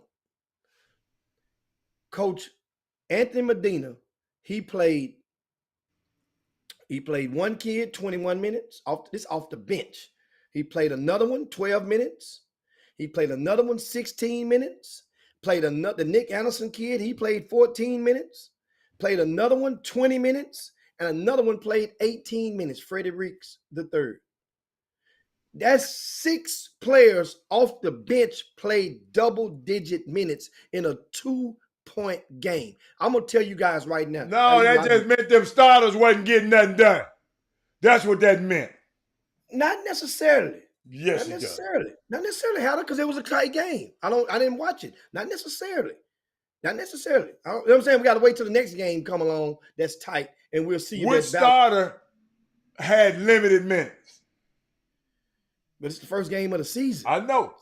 So I don't know if a kid got injured. You see what I'm saying, Howard? Right. A kid might have sprung his ankle. I don't know. But next game will be able to tell. But Adam Kanafani played 14 minutes, and then the other kid, Calvin Williams, and that's the kid from that's the kid that played that went pro. With Rick the Nelson. Big brand. Yeah. From Klein Forest. Yeah. Right? Went pro, and then the NCAA allowed them to retain their eligibility after they had went that 1 year with the Big Baller brand. Right. Calvin Williams played 15 minutes. Now I can see why understand. I can see it there. 1 for 8 from the field. How much they said Arterio Morris didn't have a 3 points yesterday? Okay, how many minutes did he play? I'm not worried about the points. Okay. How many minutes did he play? I don't know. Yeah, the points. Somebody put it up there. As a freshman, the minutes are way more important than the points. But this was a top player in the country, though. Yeah, but still, though, the minutes, that means if you had the opportunity to get him out there, if your rope was long. Hey, Kevin Frazier. Just because a kid ain't from Houston don't mean we don't talk about him. That's your local ass worry about people just from Houston. Kid from the state of Texas. I'm gonna talk about him if you're from the state of Texas. Yeah. So you can miss me with that one, Kevin Frazier. We can talk about a kid. A kid from Dallas. Come on now. I'm looking at the box score right now, and of course, Morris played 17 minutes. He was 1 for 4 from the field. He only had 1 turnover. So he played 17 minutes. I was looking for 17 minutes right there at that threshold, which I said 18 more. So he was right there. He played about as many as expected. What do you guys, Now, so that's what. Wait a minute. That what you would expect from him? Yeah. Oh, he didn't even start. Okay. Yeah, coming off the bench, and you knew he wasn't a starter. I thought he would be a starter. No, remember, University of Houston scrimmaged them a couple of weeks ago. Arkansas scrimmaged them. Now UT beat the snap out of Arkansas, but they lost to U of H, which is rightfully so. And speaking of U of H, man, Andy Black played 30 minutes. He's a starter. Scored 3 points. He's a starter. I mean, and guys, as you sift through a lot of these box scores, some of this stuff will come clear than it was before. You'll get to see some stuff that you really didn't notice about box scores. That's one thing about it. One thing about this, and this is the benchmark. Oh, guess what? And there are other people out there. A lot of people ain't playing top tier. Ain't playing top tier. I mean, ain't too many top tier games this week. Last night either. Jordan Wash, 18 minutes. Okay. Arkansas. I was trying to see how that dude was gonna do all that with all of them bad dudes. Jordan Wash didn't start. No, Jordan Wash didn't. He didn't start in the exhibition game against Texas either. So Jordan Wash is not a starter right now. How many minutes did Jordan Wash bring though? I mean, 18 minutes though. That's good. That's about as expected. Jared Valencia, I like Valencia. What did he do? He played at Monmouth. They play against Seton Hall tomorrow. Okay. DJ Richards played 24 minutes for UTSA. That's what I'm talking about, man. Wow. He went to the right school. Wow. I'm just saying. I feel like. Tell me, my boy DJ. Well, who did UTSA play? Who did they play? We mentioned them earlier. Who did they play, Doug? Because Josh Farmer had a double-double. I think 17 points, 12 rebounds. I don't remember who they played. What conference they in? What conference? Sunbelt? That sounds about right. Look them up in Sunbelt. Southland or Sunbelt? It ain't Southland. Okay. So what's the name of that school? Oh, they play. What's the name of the school again? Langston Love played 20 minutes last night for Baylor off the bench. Mm-hmm. Oh, they in CUSA, Conference USA. Conference USA. Okay. All right. Thank you, man. Y'all got me looking. Kim Jackson, U of H. I put on a defensive clinic last night. I think they only yielded. It's hard to score. I think they only yielded about 30-something points to Northern Colorado. They won 80-something to 30-something, if I'm not mistaken. But so the defense, remember now, you guys, if you're paying attention. I like when our young fellas be playing, man. So hold up, man. What about? Yeah, I saw that, man. Ricky Doc Nelson. What? I'm going to see Rick Nelson today. Ricky Doc Nelson, I was led to believe that he would have been he was coming over to Prairie View to start as a post grad. Well, he had the opportunity. Yeah. Well, and guess what? 8 minutes. Hell, the kid who was a walk-on last year played more minutes than Doc Nelson. Well, who's a walk-on right now? PJ Neal. He's a walk-on at Prairie View. Adam? PJ Neal, didn't he play at Legacy? At Legacy. He was one of the walk-ons. He played hard. I like him. Remember they kept saying, they said they had 7 guys signed. I was like, no, you didn't have 7 signed. You got 7 that's on Division I rosters. There's a big difference. This, it's technical. That means you're leading people to believe that all those dudes signed letters of intent on scholarship. PJ Neal was not on scholarship. And guess what? It's not meant to slight him. It's just meant to correct an error or a misstatement that most people do knowingly. That's the point. So I mean, if you knowingly misstate something, that means that means I'm going to take it and run with it. And so I feel compelled and obligated sometimes when I know that somebody is knowingly. Often you'll correct them unknowingly, but especially when you're knowingly. I have to let you spread, whatever you're trying to spread. But he's played 13 minutes. Because Kim said Cason Wallace looked good playing, right? But he played against Howard. Ain't he supposed to look good against Howard? He better look good against Howard. Okay. I'm asking for a friend, Kim. Oh, he's back. The crazy man is back. Yeah, hey, man. Hey. The crazy man is back. Well, why am I crazy? I don't get it. The doom and gloom got to win. The doom and gloom last night. Hey, Mr. 8, the guy who put 8 in his office behind his board, he put a big 8 on there and tell them kids, ain't any of y'all gonna play.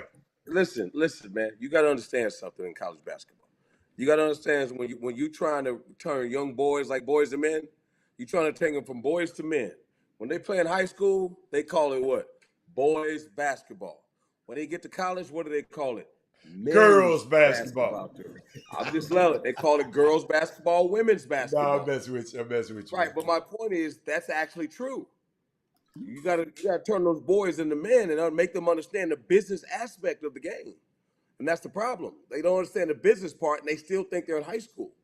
And sometimes being just straight up truthful is honest. And I'm gonna say it again. Only 8 of y'all playing. Only 8 of y'all playing, man. That's it. Get what we doing. We going Who through. wants to be the 10th guy? What's that? We going through the freshmen. We talking about the people who playing from Houston. I'm staying out of that. Off from Texas. Off from Texas.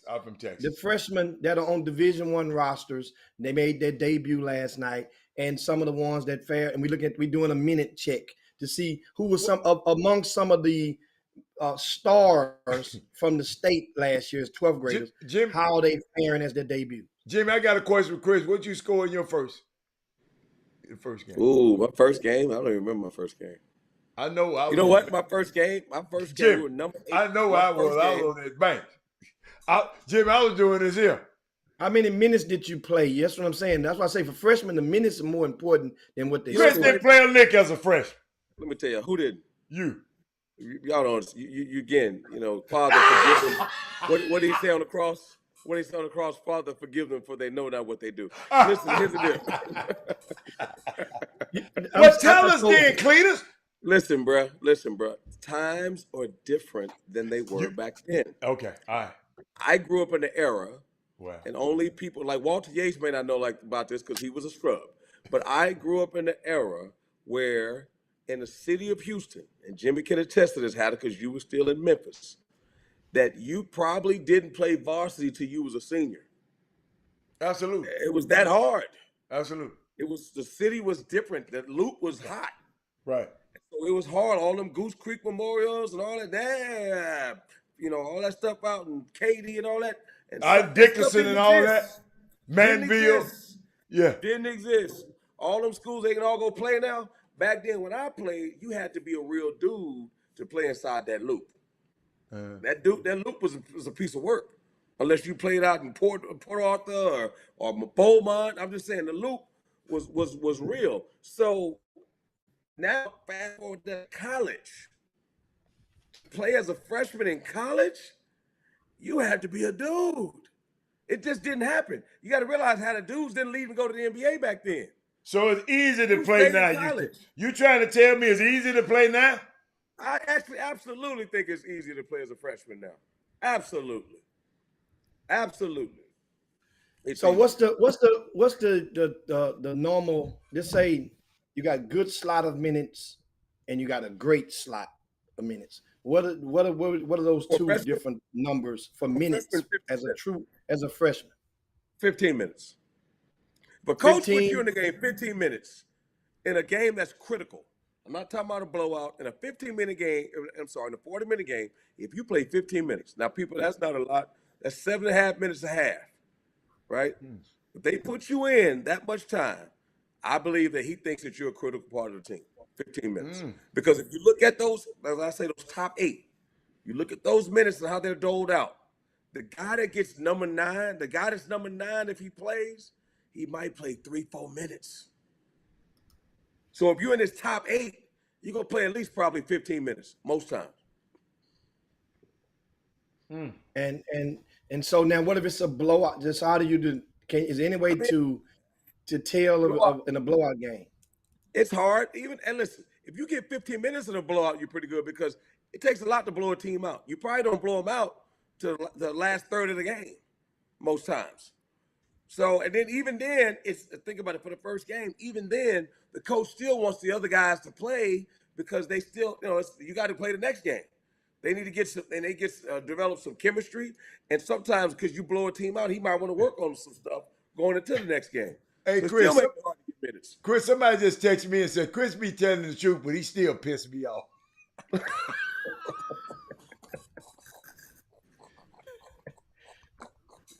What?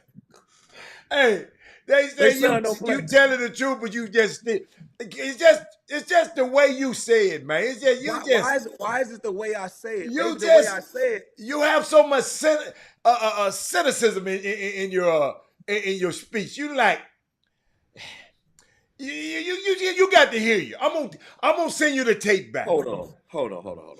Huh? What is it they don't? Because this is the way I used to coach. I didn't like the way you coached either. I never forget this. There was a kid I coached at Cal Berkeley. His daddy hated me. I tried to be nice, right? The mom was cool, quiet. The son was a bum. When I tell you a bum. Not only a bum on the court, he was a bum off the court. And I was why you signed him like that? Why did you sign him? I didn't sign him. They were there. He was there before I got there. Oh, okay. So when I see kids like that, when I notice that, and the parents, I go straight between the eyes, because you can't play with parents like that. You can't play with parents like that. And he's one of them Twitter finger guys, making videos of his son and stuff. And then what happens when the game starts? Scrub. Because basketball is what? Pure between the lines. You can do all the running and hide you want. But when they throw that ball up, reality comes up. Reality comes out, right? And you know who that dad was? And I wish he was on his feed. I let him know. His dad was the manager of New Edition, the music group. Wow. And it broke my heart because I said, man, tell me about Ralph and Roddy. And as soon as I started hating New Edition. I said, man, I can't stand it. Because the parents understand. Like, here's my job. My job is to win.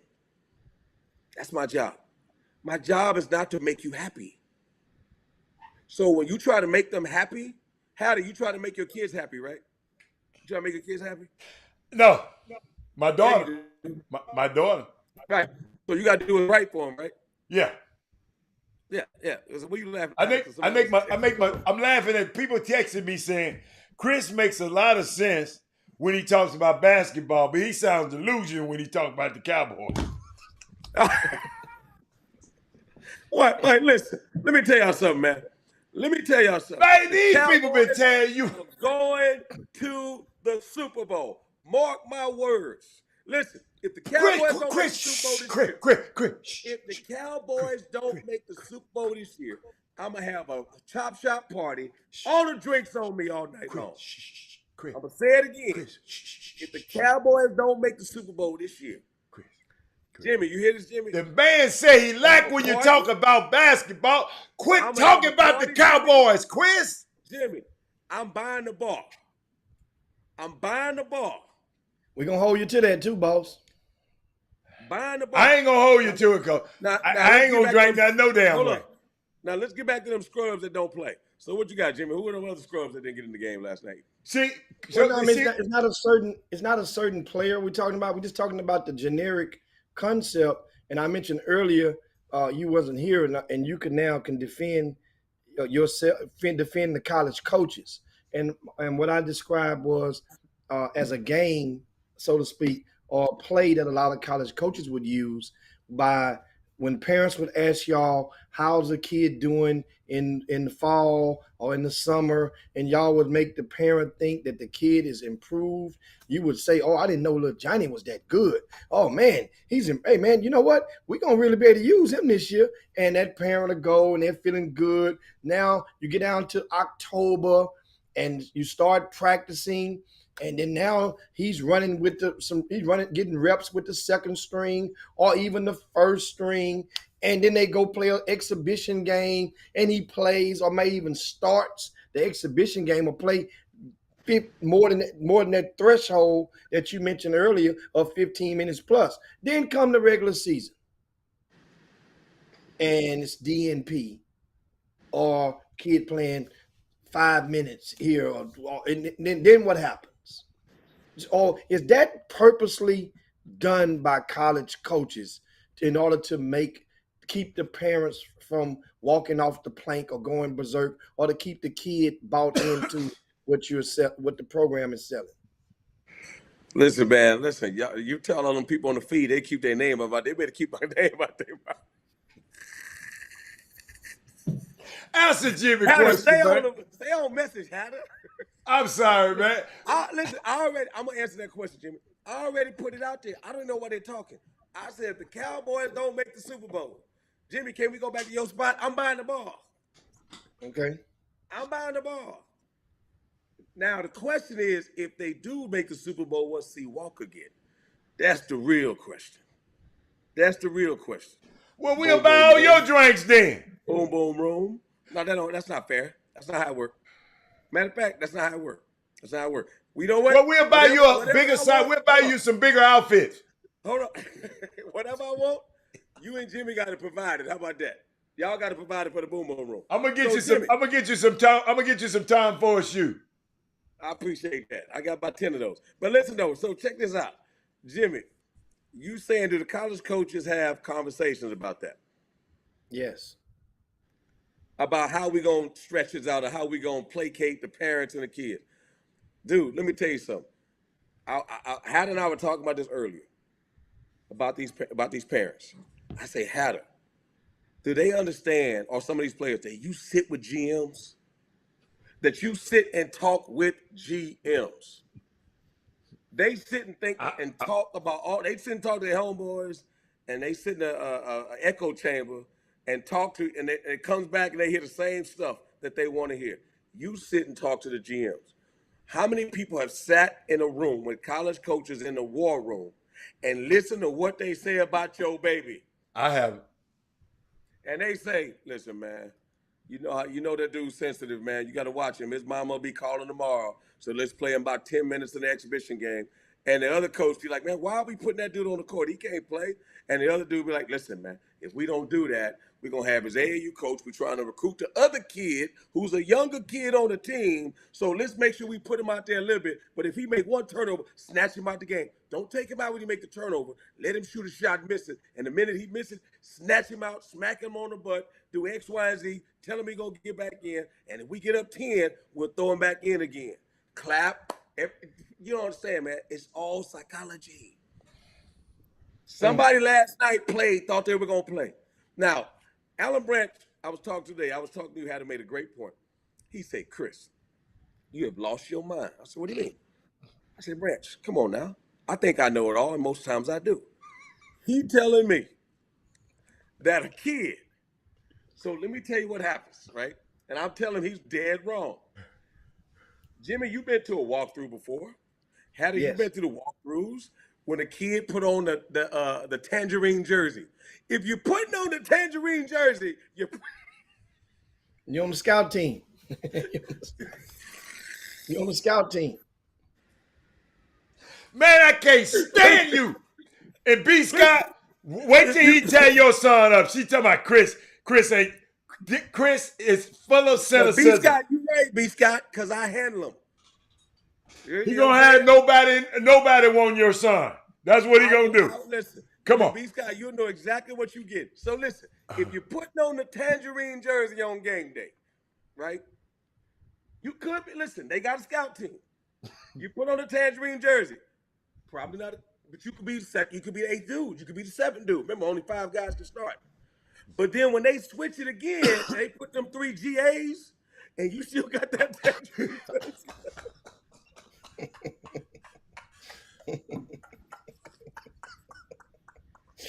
He ain't lying on that one, y'all. You probably not gonna play. But this is what I've learned, Hatter. We could have the scrubbers of scrubs. I say, listen, man, you're a great kid. Listen, man, you're a good-looking kid. Right. You're a good-looking kid, great kid. You go to this great university. If you graduate from here, man, you could be mayor. You could represent that dude. Them clowns over there think they're going to play in the NBA. You could do 10 times what they can do. You could be a pillar in your community. You could look where we are. You could start a tech company. They looking for Negroes that look like you that don't want to play basketball. Why? Just trust me on that. You know what he say? Nah, coach. I remember that. Going to the league. I remember he told you. You got to understand what coaches are saying. I say, man, you going to the Justice League, man. Do you understand that? So Chris, what I'm to your point, Jimmy, they don't care what you say. I can say whatever I want. So all of this stuff we be saying on this chop shop, they don't care what we saying. They don't care. Wow. It's a mama And told me then that. It's a mama they don't told me that. care. She said, Hattie, you can try to help all these crazy ass parents as you want to. They ain't gonna listen. They And her won't ass, listen hold because up. And her ass you- didn't listen either. Exactly. Because you talking about their baby. And I told you again before Jimmy got on, a parent's job is to what, Hatter? Love their their kids. children. That's It it. ain't mine. That's a good It point. ain't mine. It's not mine. I don't love them. I don't love them because they ain't gonna love you back. You sure know what to say. They ain't gonna love you back. Go on, Jimmy. I know Yeah, I'm I getting mean, crazy. and so hopefully, guys. I mean, it's not. I think a lot of times I've gotten text messages and stuff, parents and say, "Well, man, you coming off. In other words, like a dream killer. You coming off, being, making it sound so negative." And I'm like, no, I'm trying to make it sound as real as possible. I'm not into sitting there selling up the fantasies and fluffing the pillows for a lot of these kids and the parents out there. I've just never had to do it that way, and thrive throughout with building a company by not selling that type of product. So not saying that, hey man, I don't, I never had to do that. So why would I start doing it now? Even though, because people at the end of the day, they're going to crash back down to earth, and they're going to see the reality and the realities. And no matter how, it goes to show, that means no matter how many college visits you took, no matter how many home visits you open your doors to, no matter how many times that college coach came and saw your baby play, it all comes down as a freshman to minutes per game. If your baby ain't playing, your relationship is probably going to change, or Absolutely. your views or perceptions of that coach is probably going to change. Absolutely. That's the thing. Let me tell you, guys, I have been at the best, I've worked at some of the best universities in the country. And I will sit and tell a parent, I say, and I can give them every fact, I can give them every statistic, and they will look at you, and all they care about is playing. So my thing is, again, I always tell people, then make a decision based on playing time, because you just, because you don't care. Like, they talk about education all they want, they don't care. Most of them don't care about education. And let me talk about what Jimmy said about dream killing. See, they call it dream killing. I call it dream creation, because there are a lot of African American people that cannot afford to pay for some of these schools that these kids get to go for, because they can run fast, jump high, and shoot good. I'm gonna say that again. Can't afford to pay for some of these schools. So that's the entryway that wasn't there. That's now there. I'm saying, stop getting fooled and hoodwinked and thinking that just because you can run good at TSU, that means that's going to mean you playing for the Dallas Cowboys. Take that TSU scholarship and become a doctor. Take that TSU scholarship and become a lawyer. Take that TSU scholarship and go into tech. You don't have to worry about paying back student loans. Look at it that way instead of looking at it as an entryway to professional sports, and look at it as an entryway to professional life. That's all I'm saying. That's all I'm saying. Because very rarely are we wrong when we say a dude is a pro. Very rarely are we wrong. Because you know why? Because it's very rare that there's a pro. So how are we wrong? How are we dream killing when Houston got like one pro a year out of it? How are we wrong, Jimmy? I'm trying to figure out how we wrong. How we dream killing when only one dude, maybe one dude a year comes out. Maybe, but we're dream killers? We're dream You know what I creators. think? You know what I think it could be? If you think about it like this. If you think of in the terms, if you ever walked around and knew somebody that would, quote unquote, that hustle, that try to sell, just say if a guy was selling some knockoff perfume and you walked on the corner and saw him or walked upon him selling it to somebody, and they didn't know that it was fake perfume or fake cologne. But you look at the bottle because you got the real Tom Ford bottle, Chris, at home. So you looking at it, you look at it, you open it up, look at it. Hey man, this ain't real. That guy's gonna look at you Like, man, why you trying to knock my hustle? So now he's mad that you don't even know you. Hey man, why don't you get the hell away from me with that? Now he's gonna discount or discredit you that you don't know what the hell you're talking about. When all you were doing, honestly, just letting that person know because that's your buddy about to buy some fake Gucci bags or some fake Louis bags. Let him know, man, I got a Louis bag. This ain't the real Louis bag, man. And yeah, it is real. Man, look, man, it's not real. So now a person that don't know real from fake, they don't know whom to believe.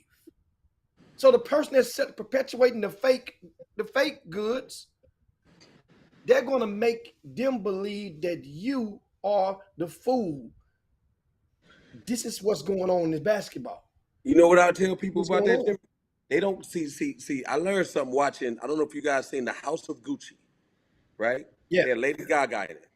They don't call them fakes. They call them knockoffs. So if you want a knockoff life, go ahead on. Okay? If that's what kind of life you want a knockoff for your life, go ahead on. I'd rather have the real thing. I'd rather somebody shoot me straight. I don't want a knockoff. That's all I'm going to tell you. I don't want a knockoff. Well, man, so that's, guys, you hear it. And if you can just share the show right now, that way somebody else who follows you can hear it. And this is the thing, it's that time of year. And it's going to go, do y'all realize how hard it is? We just talked about how hard it is to make it at the Division I level. We'll just name some guys that are only playing 2, 3, 4 minutes who were all state in the great state of Texas just 6 months ago. Ain't even touching the court. And you're thinking that your baby is just as good because he scored 30 on 20 points on some sneaker circuit against Boo Boo the Fool. Think of what we start. Come on now. Guys, let me tell you something. Ain't easy. Then you get mad. You're mad at us because you choose to go and pay all these extra money for extra this and extra that when you could have bought him an extra book to read. Could have bought him an extra laptop. Could have bought him an extra piece of software to learn a second language. Ain't no that. Why do you have to wait till you get to 10th grade so you can learn another language? I'm just saying, think about this stuff. Jimmy. And then you're mad. Think about this. You're mad at us because you choose not to save money. What they call those things? Where they match the money? What they call them? Chips or whatever. The insurance policy you can get for the kids. Some of you parents out there watching know what I'm talking about. You could, when a kid is born, you can put it in and they'll match it. They'll match it, and you'll have enough money by the time they get to college. It's an investment. It's not a chip. The banks they call it something. I said chip. I might have had it wrong. That might be the insurance. That's the child health care or something. But plan. But somebody that's watching knows exactly what I'm talking about. Okay, everybody has the opportunity for a fair game. But I don't think that's why they mad at you because they didn't save no damn money.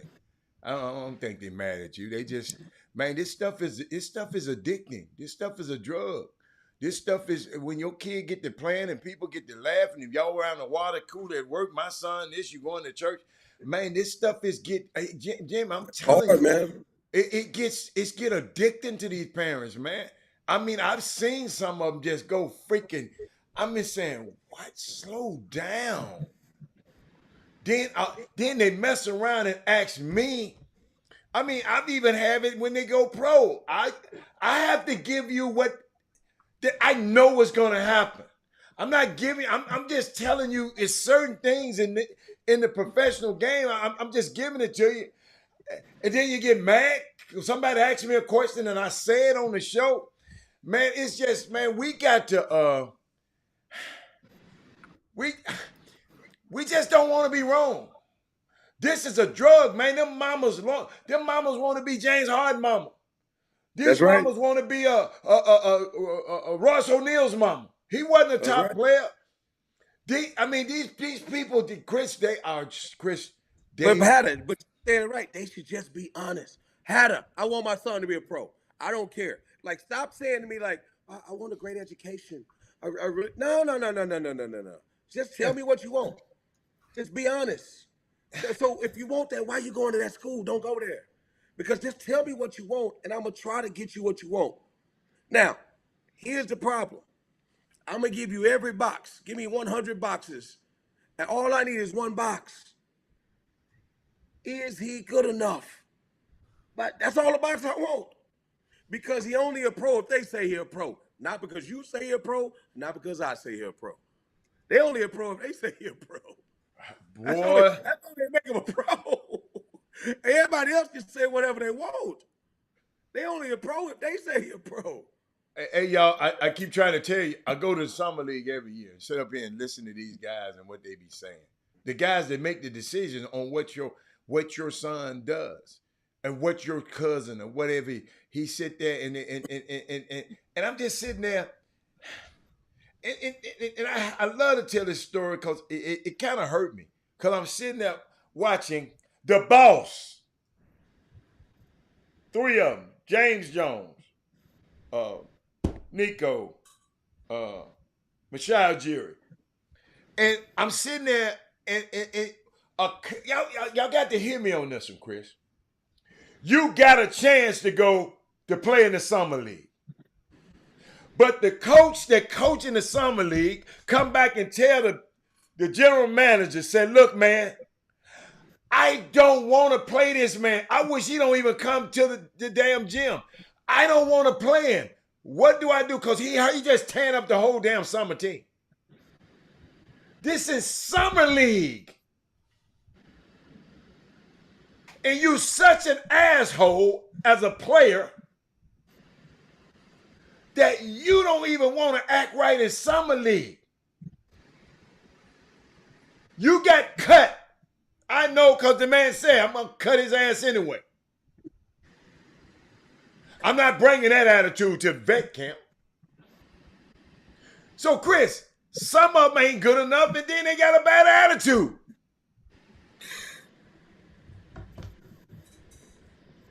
Bro, let me tell you something, man. Hey, Kevin Freeman, we'll talk about Royce White tomorrow, what he said about LeBron. But because, you know, I don't even want to go to Royce White. Anyway, I don't want to go there. That's a whole, man, you don't even want to go. Yeah. I'm glad I ain't even heard what he said about LeBron. Well, I know that's just crazy, but that's a good topic about what some other, but not for today. Mm-hmm. But I'll say this again, man. I have coached a lot of kids in my life. Mm-hmm. I was fortunate enough. I wouldn't say I made myself into a player, but I know what it takes to be a great player. I'm not saying I was a pro, but I know what it takes to be a great player at the highest level, right? Which is in college basketball. And I've helped other kids get to that point, and I've coached pros and first-round draft picks.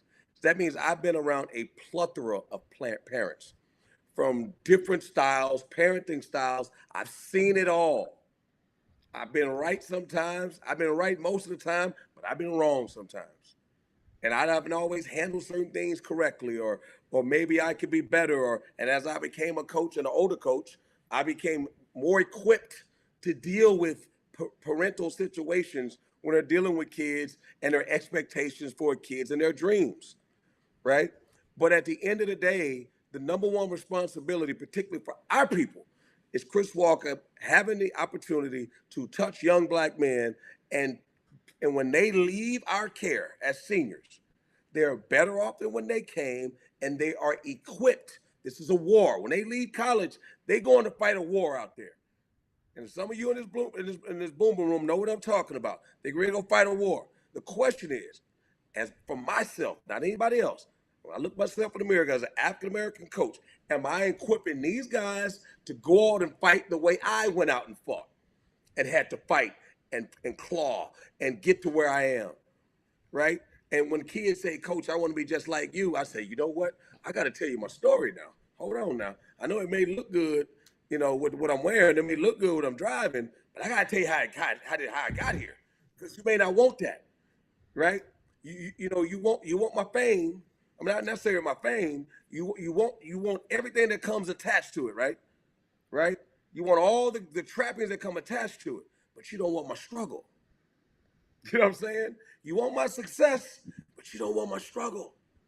I got to tell you my struggle now. Because if I tell you my struggle, you might think it's not worth it for the success. Hey, You man. know what I'm saying? Man, I can't believe Kevin Freeman. I know we got to get out of here in a minute. Even mention Royce Wright in this foolishness.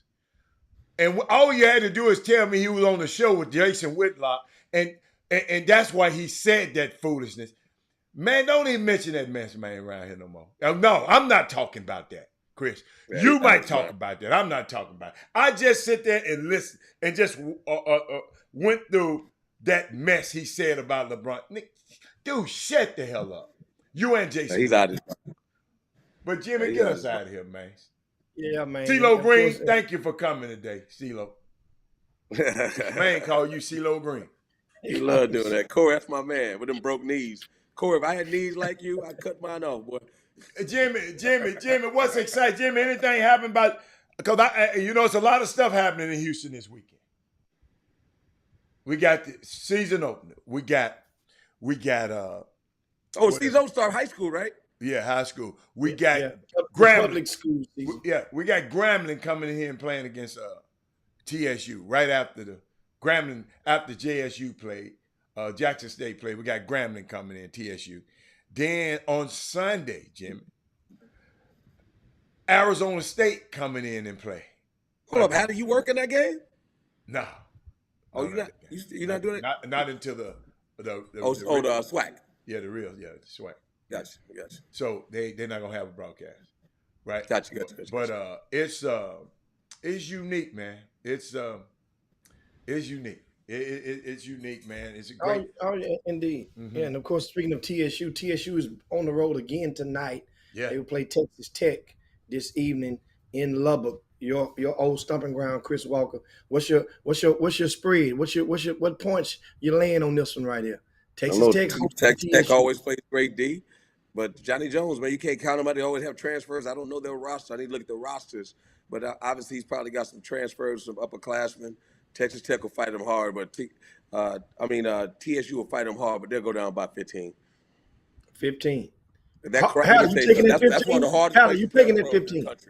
Man, I don't know how to do. I don't know how to handicap basketball for basketball game. It's just too many variables. Let's go 15-0 right now. Yeah. Chris Walker said too many variables.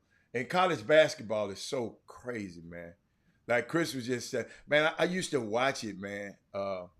Especially when I used to watch it real closer when my son was playing.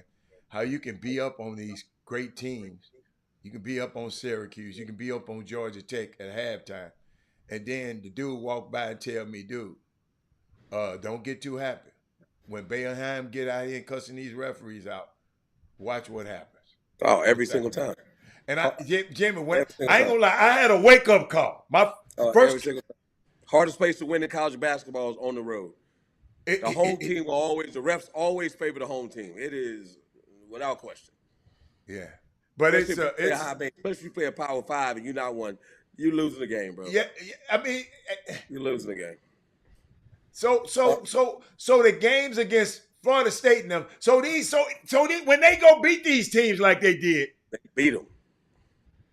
That's a miracle almost. Damn, bro. Let me tell you something. Because those referees won't come back there anymore. They know they want to coach and they want to do an ACC game. Wow. I bet you Leonard Hamilton be like, you ain't coming back here no more, player. I bet you that. Wow. So, yeah, they're going to get all them little ticky-tack fouls and all that questionable stuff. That's going to go to the ACC team. So, when they beat them, it's like they say, you got to knock the champ out, bro. Okay. Hey, Florida Gulf Coast went and knocked USC out, knocked the champ out. What you got to do? Dude, let me tell you something, man. How to in football. To beat a team in football in 48 minutes, you whoop them. To upset a team that's supposed to have everything for 40 minutes, that's not luck. That's not luck. You beat their butt. They got to eat that. Oh, they wasn't playing that day. Whatever. They got whooped. I know that. Because if they whooped us, what would they be saying? Oh, man, they ain't no good. But when we whooped them, oh, we wasn't playing. Man, get out of here, man. You got beat, homie. And, dude, I'm telling you right now, with NIL transfer portal, anything can happen. Anything can happen. Anything can happen. That's the only reason why I say how do you by Jackson State. I mean, he gone like a turkey through the cone. But Deion Sanders, if he can some kind of way, you mentioned it earlier, Hatter. Think about what you said. You said something, I thought about it.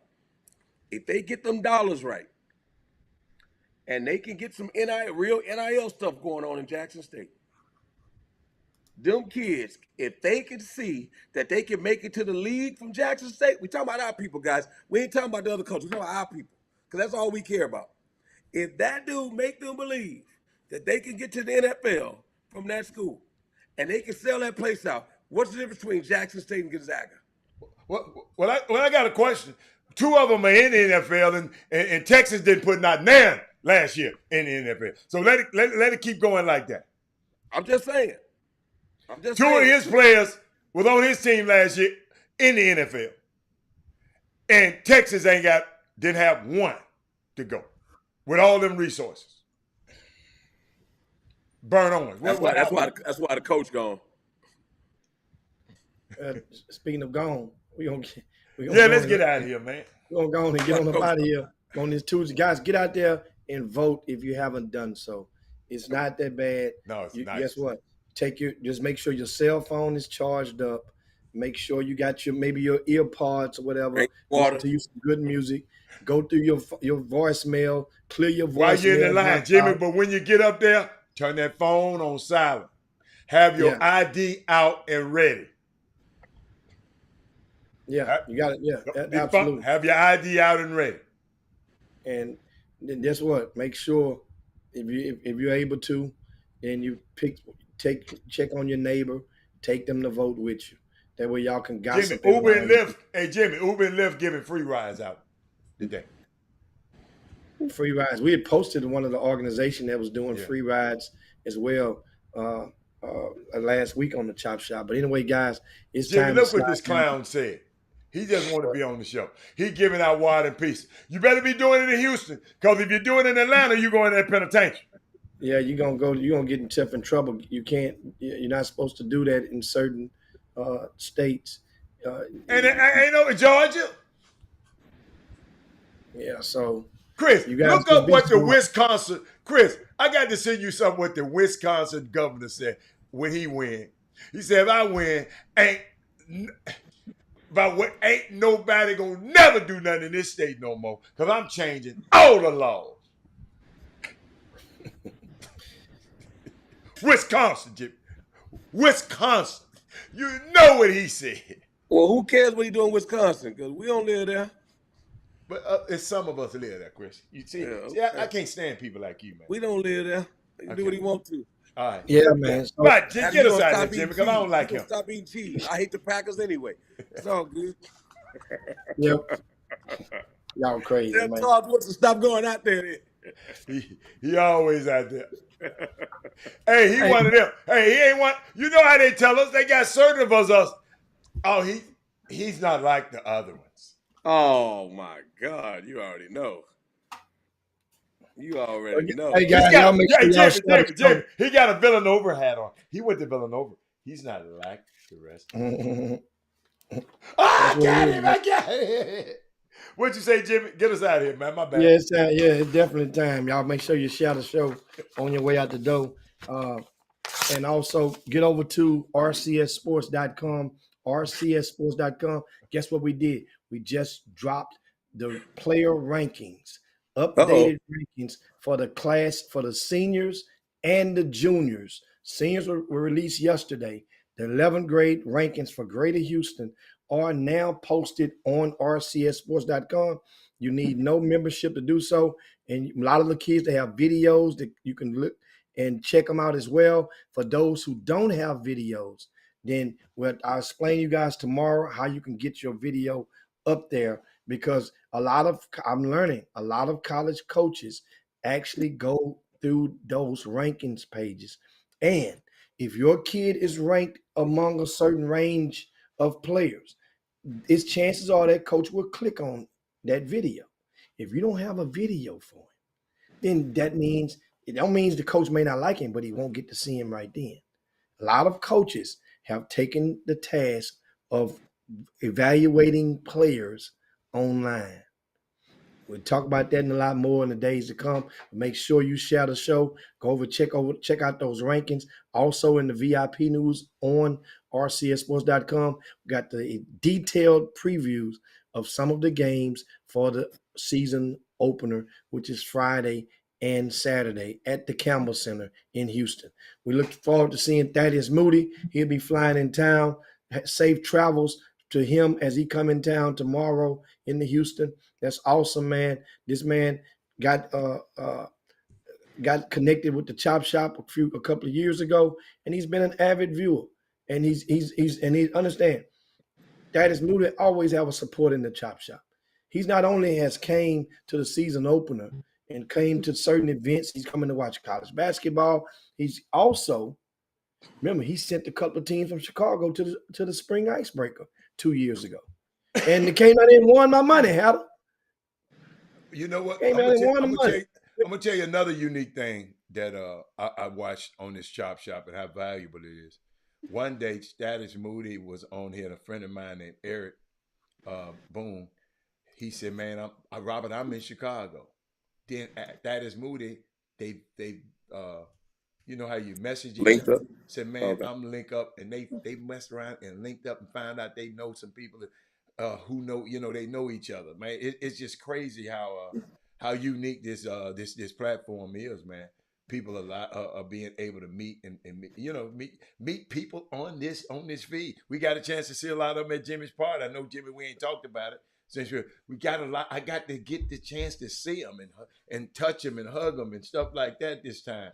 And that's what this thing's about, man. It's a platform that it's centered around us. Like Chris said a minute ago, we talk all this stuff, but it's centered around us, man. It's a network. And if we got to use it, and we're not building this platform just to have it. We got to figure out what ways we can use it to empower us a lot better in the future. So we just can't take this and play with it. We got doctors and lawyers and Indian chiefs. We got everybody. We got sportcasters. We got everybody that be on this show and watch this show. It's something big going to happen. We just got to figure out what it is, Chris. So we just got to work it. But I'm out. Yeah. I got to go. That's it. Chris, anything before we land the plane? Hey, man, second day of college basketball. We're going to see who don't get no tick. It's all about that tick right now. It's all about that. So we watching for two different reasons then. I'm watching to see who does get tick, and you're watching to see who doesn't get tick. That's the tale of the glass being half empty or half full. And that's why you the hat. That's why he the hatter. And that's damn sure why I'm the hater. So that's what it is, baby. Peace, guys. We up out of here, man. Chop Shop. He going there. Jim Hicks. Rob Hatter. You are now tuned in to the Chop Shop. I'm Retro. Let's get it. We in the Chop Shop. We live in the Chop Shop. We talking sports talk. We live in the Chop Shop. We in the Chop Shop. I'm talking sports talk. So turn your dials up. It's live in the Chop Shop. We in the